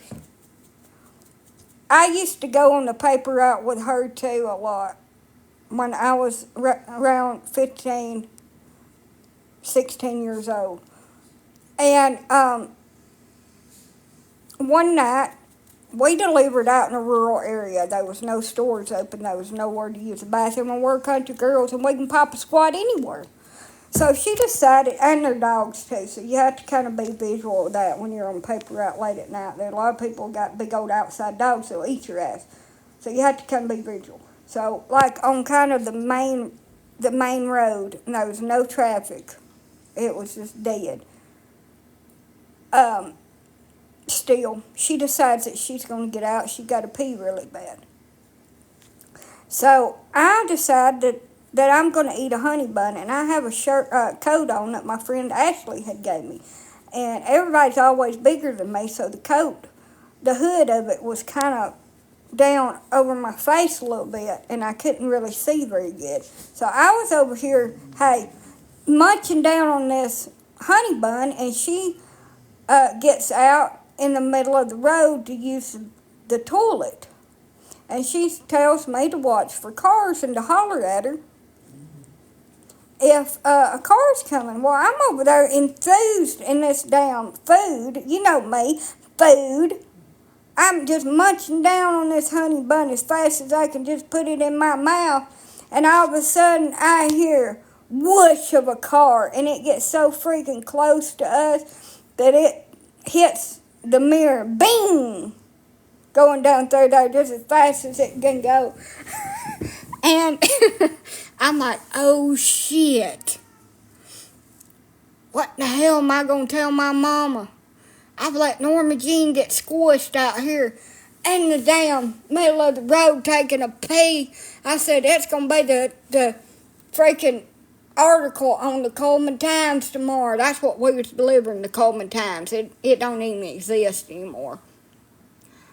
I was like, oh shit, I just see it now. It's going to be woman dies answering call of nature. 10-100 in the middle of the road gets her. I was like, damn, how am I going to explain to this one? A damn honey bun was so just... and I was looking around for her all outside that damn car. Like, shit, she's flatter than a flitter out there trying to pee. And all of a sudden, I see the top of her head peeking back up into the window of the car, all wild-eyed, and she looked at me and she said, what the fudge are you doing? I said, I'm eating a honey bun. She said, is that honey bun more important than me? I said, well, I don't know what to do in this situation, so I'm going to say no. She said, you better be lucky that I decided to pay behind the car. I said, no, you're lucky that you decided to pay behind the car because I was eating a honey bun and I wasn't paying attention, so I never even seen the car coming. My bad, I'm sorry. She said, you're bad. What have you done if I got run over? Well, I tried to explain it to the cops that I was distracted with this delicious chocolate-covered honey bun, and that I was stuffing it in my pie hole, and I wasn't paying attention to be your lookout while you got mowed down by a car. So, moral to this story is if you give me food, don't expect me to actually notice that you're in danger at all, because I won't. And don't depend on me to keep you safe.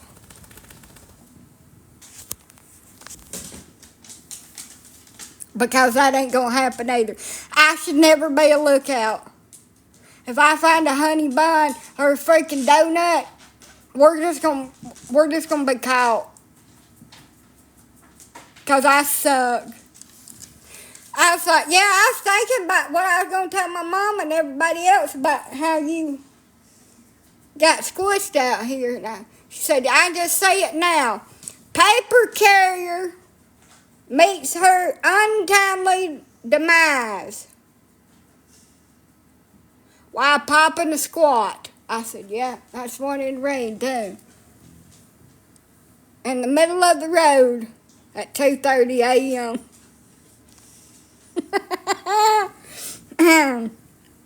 But I was never so happy to see her wild-eyed peeking up at me from down below the car inside the window and asking me what the hell I was doing. I'm eating damn anything.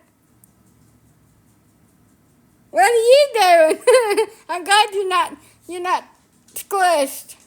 Glad to see you, friend. You survived. You didn't get flattened.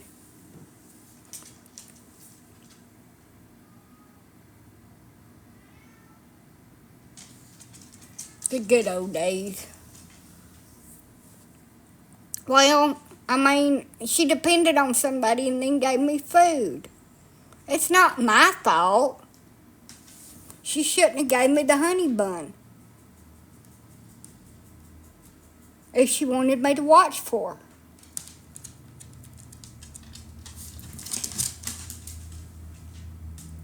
So, on this same paper route, my mother went with her.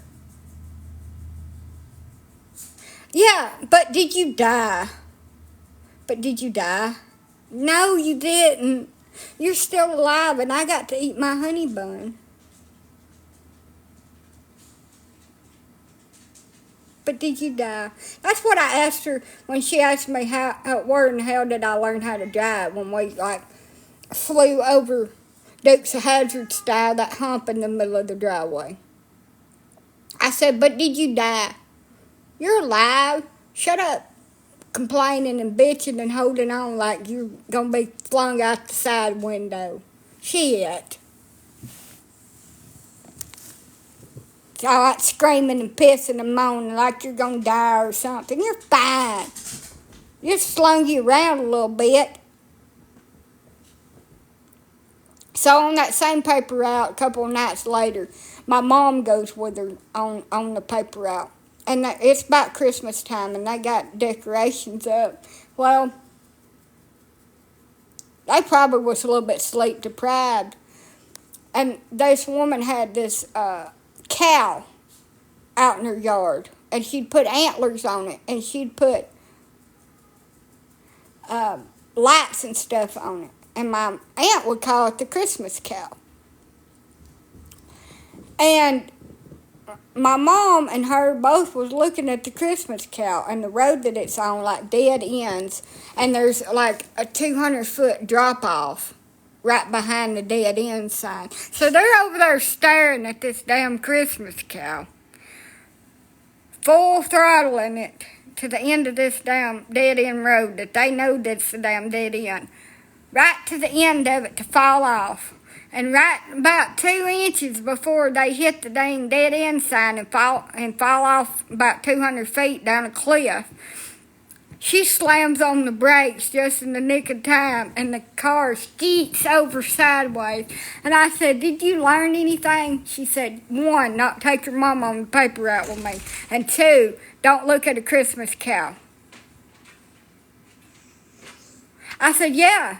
You shouldn't have been staring at my mama's beautiful eyes looking at a damn Christmas cow. You should have been looking at the road.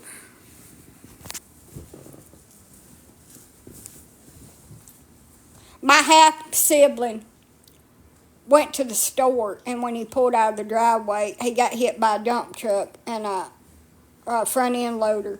And you could hear it boom all the way up there to the house. Boom! It cut the whole top off of it. And when it was all said and done, and I knew that none of them was croaked, he had my boyfriend in there, and I looked at him and I said, what the fuck was you looking at when you pulled out of the damn driveway? Was you looking into his pretty ass eyes? Is that why you pulled out in front of that damn dump truck and almost unalived your damn self? Were you looking deep into Randy's damn pretty damn eyes? I mean, hell, he had some pretty blue eyes, but I wouldn't want to unalive myself over them. I'll be looking around to see if there's a vehicle coming, especially a big-ass vehicle like that. He said, I was just staring at him. I bet he did. He looked just like Edward off of Twilight. Didn't he? He's just sparkling in the sunlight. I said, you must have been staring deep into them pretty blue eyes to pull out in front of that damn dump truck.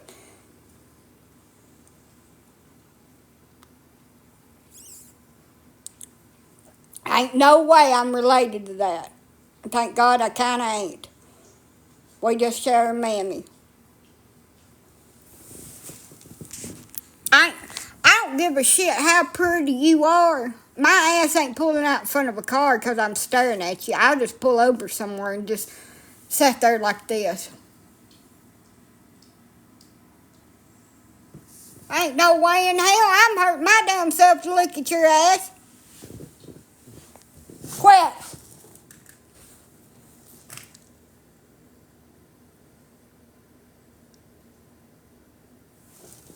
Shit. Hell, he wasn't even that pretty for me. I moved on.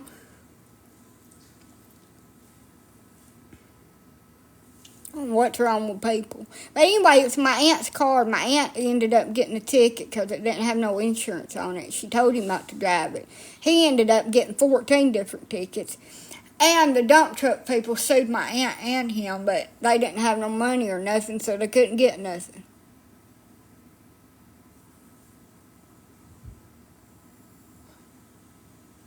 But they're just dumbasses. My grandmother used to help on the paper route too. And my half-sibling would get in the back and he'd go to sleep. Well, I would help her deliver papers and stay awake and help her. And we had this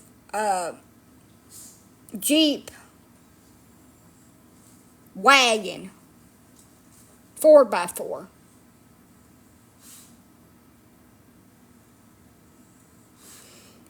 And we started back, and on 222, there's this interstate bridge right there when you first turn on 222 to head back towards the house. And she's telling me right before that to go home and go to sleep. Hey. And she's okay to drive. And I'm like, are you sure? So anyway, both sides of the interstate bridge is concrete. And she's like, oh yeah, I'm fine. You just go on to sleep. And I thought to myself, I don't know if this is a good idea. I really freaking don't. But, despite my inner little voice, I thought, yeah, you know what, I'm just going to go to sleep.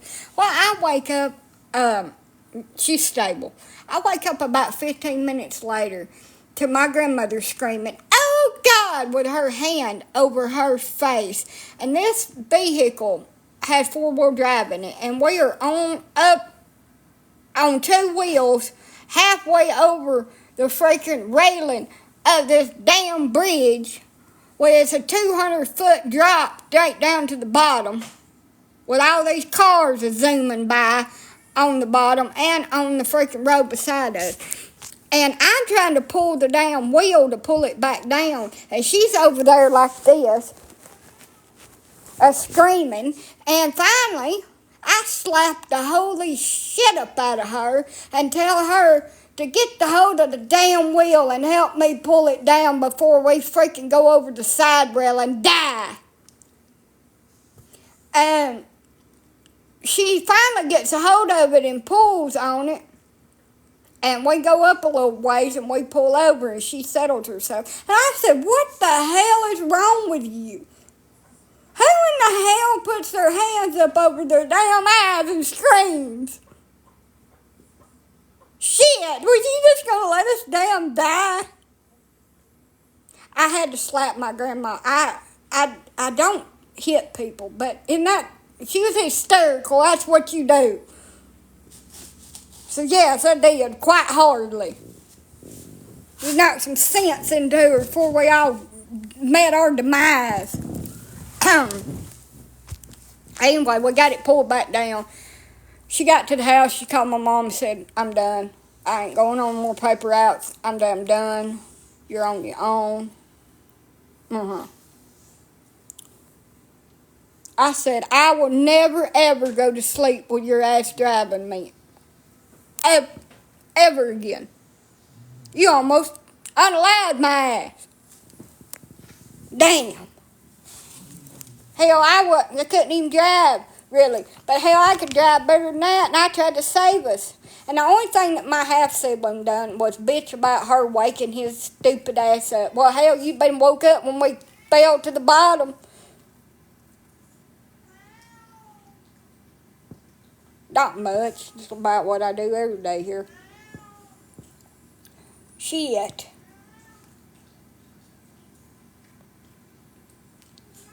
The worst thing I ever done. My grandmother told me she was leaving me and started pulling out through the driveway, laughing at me, was actually going to leave me because she said I wasn't hurrying up, and it made me really anxious. So I picked up a big ass rock and I threw it at the car and I busted out the back window. That's the worst thing I've ever done. I felt really bad about it. My mom told them she slung a rock into it with a lawnmower and got the insurance paid to replace it. But back then you could get the insurance to pay for it. Now you can't. You have to pay for it out of your pocket. But yeah, worst thing I ever done. And she tried to say she was just playing, but they was actually leaving me home by myself. because they didn't give a shit. So I busted out her back window. She learned a lesson that day. Don't do me that way and expect me to take it. And number 2, don't do that shit. Because I break things. I'm a little hoodlum child.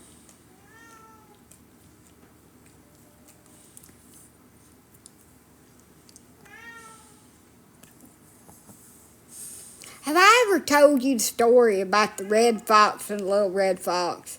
So those are 2 boys that we growed up with, Rick and Ryan. And they hung around with my brother a lot when we was teenagers. And they was a couple years older than I was. And my great-grandpa could not stand these 2 boys. He thought they was bad influence. They was steering my brother off of my half-sibling off the wrong path. And he didn't like them up there, and he would make them leave, and he just didn't want them there. But he was really worried about outsiders anyway, and him being older. So he gave them these nicknames. The oldest one was the big red fox, and the younger one was the little red fox. So one night, my half-brother, had snuck both of them into his bedroom, and they was in there talking and laughing and carrying on. Well, they got too loud, and they woke him up. Oh, shit. He come out of his bedroom with a pew-pew, chasing these boys through the house, and they was scared totally shitless. And they run into my bedroom like 2 scalded dogs with their eyes as big as freaking saucers, like when your cat gets scared. That 2 damn sword-tailed, scared-ass cats. And running around. And he's like, hide me. And I was like, what? How in the hell do you expect me to hide you? I said, do you think that it would be worse for him to find you in some other part of the house or his little innocent great-granddaughter's bedroom in the middle of the damn night? I said, he's going to skin you alive, boy. What the hell are you doing in here? So I felt pity upon him. I put him up under my bed and lied and said that I hadn't seen him. And so when he went, I heard him go back to bed. I got him out and opened the window, and he said, there's wood out there. There's a wood pile up under my window. He said, there's wood out there. He said, I can't go out that way. I said, would you rather go out that way or in a body bag? You take your pick. So he started out the window, and I heard my papa come back, and I shoved him. I shoved the younger one, the bigger one that already got out. I shoved his ass out that window and shut it real quick. And he fell on that wood pile, and you could hear it bloop, bloop, bloop, bloop all out there. And I looked, and I just kind of closed the curtain and then laid back down. And he said, did you hear that? I said, I didn't hear nothing. I shoved his ass. He bruised up the next day, but he survived. Not every bit of the damn wood down.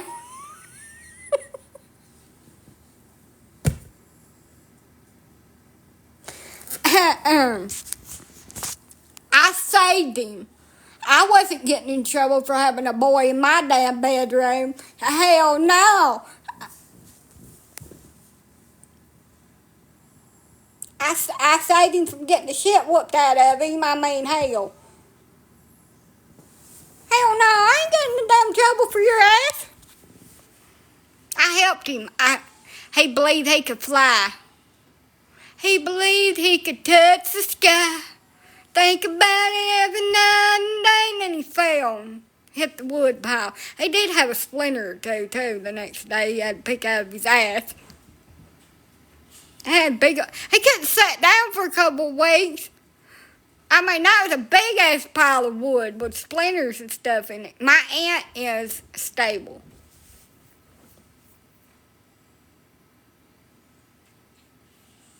So I asked him about it. It's been over 20 years since this happened. I asked him about it the other day. He's married and got a kid that's about 14 years old. And I said, hey, you remember that time that my papa got up and found you in Adam's room? And you ran in my bedroom to hide you and your brother, and I put y'all up under my bed, and then when you started out the window, I had to shove you out because he was coming back, and you fell on a wood pile. He said, yeah, that shit hurt. I said, you know what would hurt worse? He said, what? I said, if my papa had found you in my damn bedroom at 12 o'clock at night, that'd have hurt a lot worse.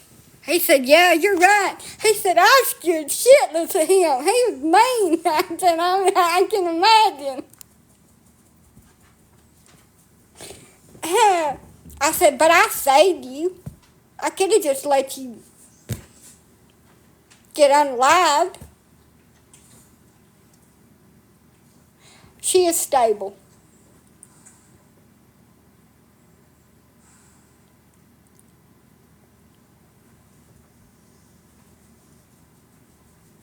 We spent a lot of time together, me and Ricky and Ryan, and it was really hard on me when Ricky moved away to Florida. My aunt was imprisoned in a room in a house and left there to start that. But she's stable. But that boy is so damn nervous around me. All that mean shit that I done to him when I was a teenager. He's got scars too. He's just nervous as hell.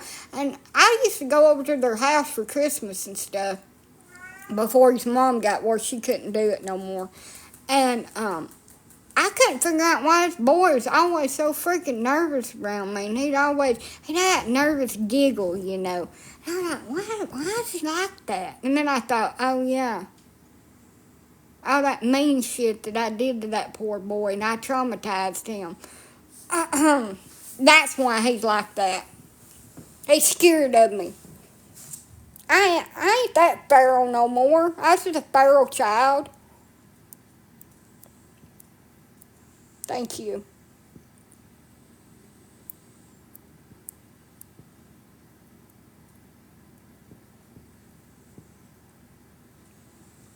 He used to stay over at my house a lot.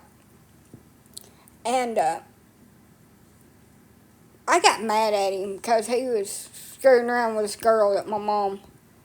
I had a crush on him, so I got mad at him because he was messing around with this woman that my mama had hanging around. She's a lot older than he was. And he was in my refrigerator eating. They always eat like hungry horses. Their stepdaddy wouldn't let them eat, really, at home. He withheld food. They could only eat 3 meals a day. They wasn't allowed to have snacks. He was just an asshole. And he was really, really mean to both of them, physically and mentally.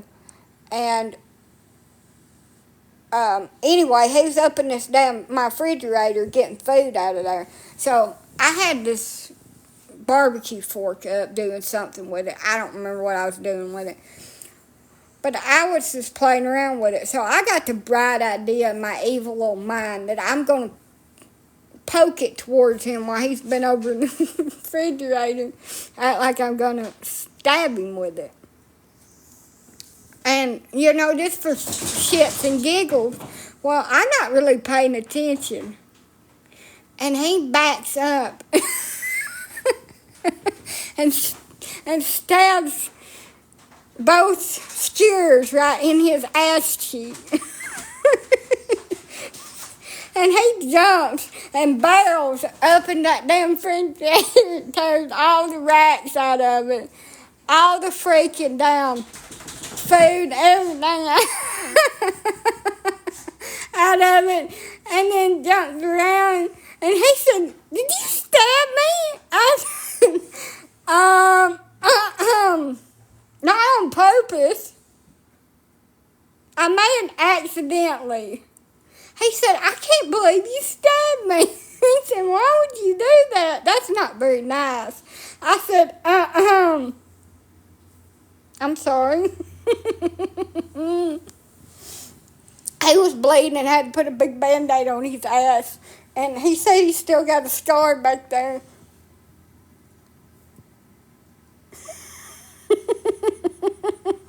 He said, why are you laughing about it? And that girl he was with was so mad. I can't believe you stabbed him. Why'd you do that? Because you're mad at him. I said,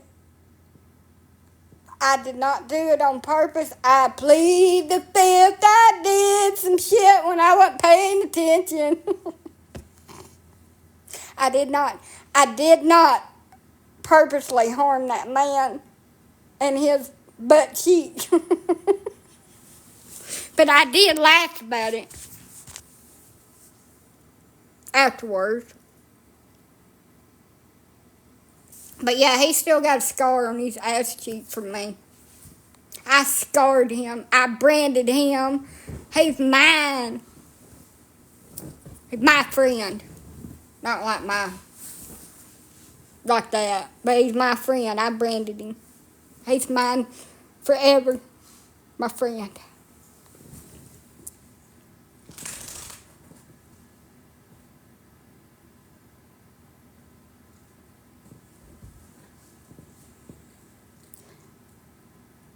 So, I mean, I was all the time doing some kind of mean shit.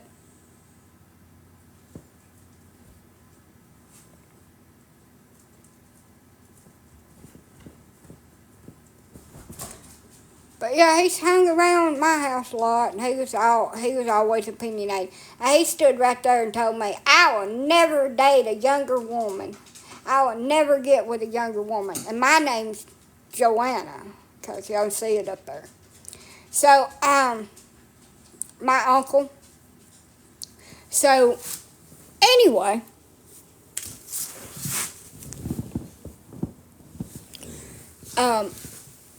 He's like, I'll never date a younger woman.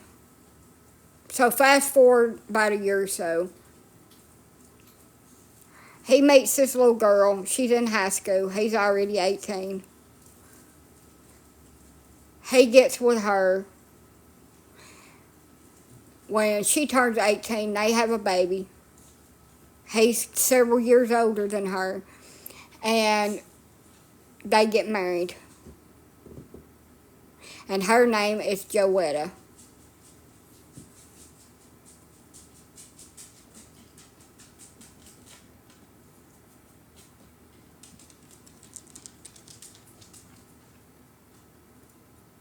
As long as nobody gets seriously injured, playing practical jokes on somebody and just pinching them or something is allowed, and it is funny.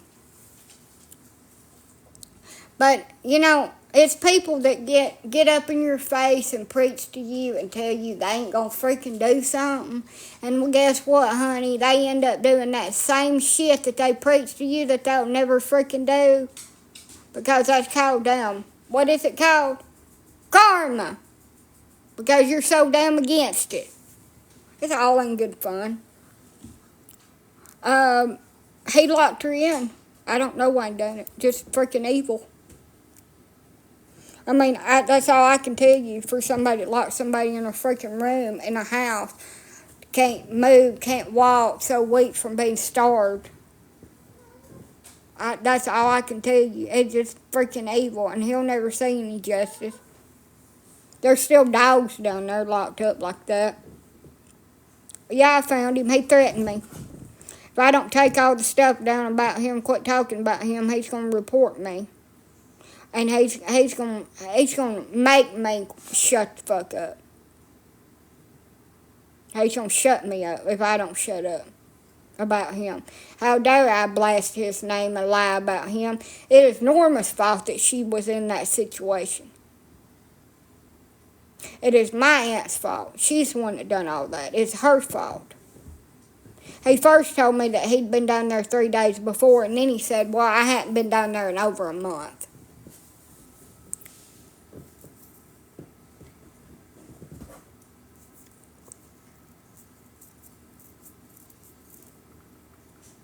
She's stable.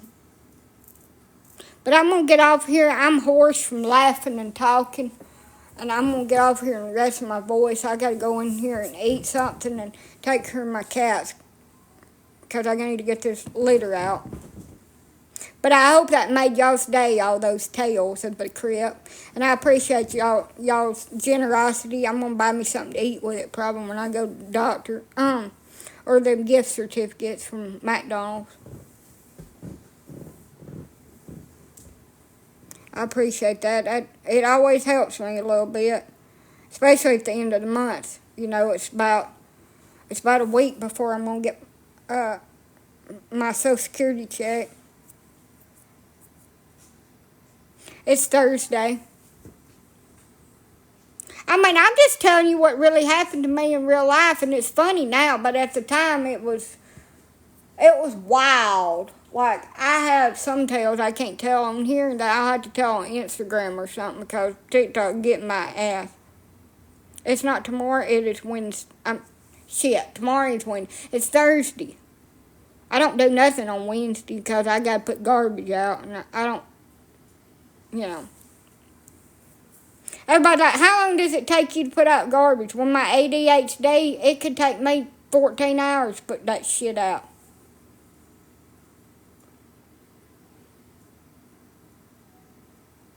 She is stable.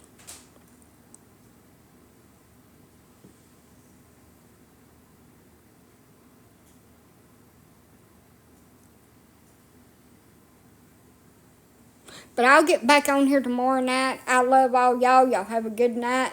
Peace, love, dog grease. Hello. She's stable. That's all we can hope for now. I don't feel like she's going to recover from this. It's just too bad with her heart and her kidneys and everything. She might get better and then she's going to get worse. That's the same way my grandmother done. She got really bad with her heart and we thought she was going to pass away. She got better for a couple of months. And then she got real bad sick again and it passed.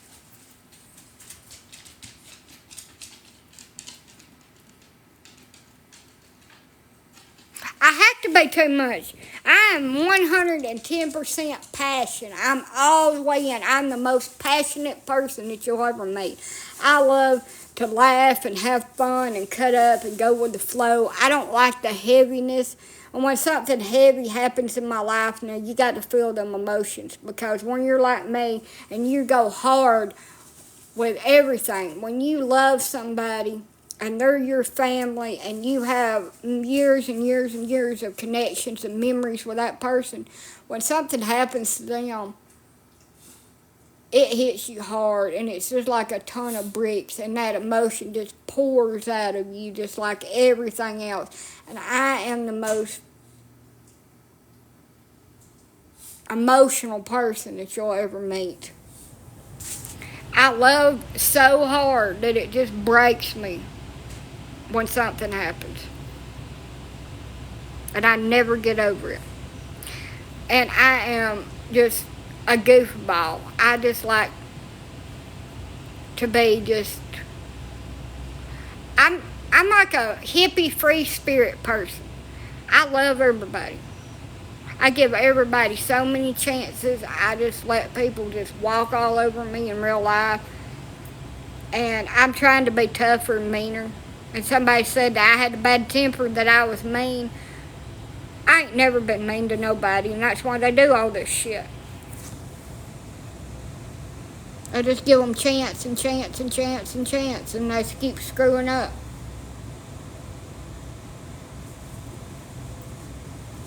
My aunt is stable. That's all they would tell me.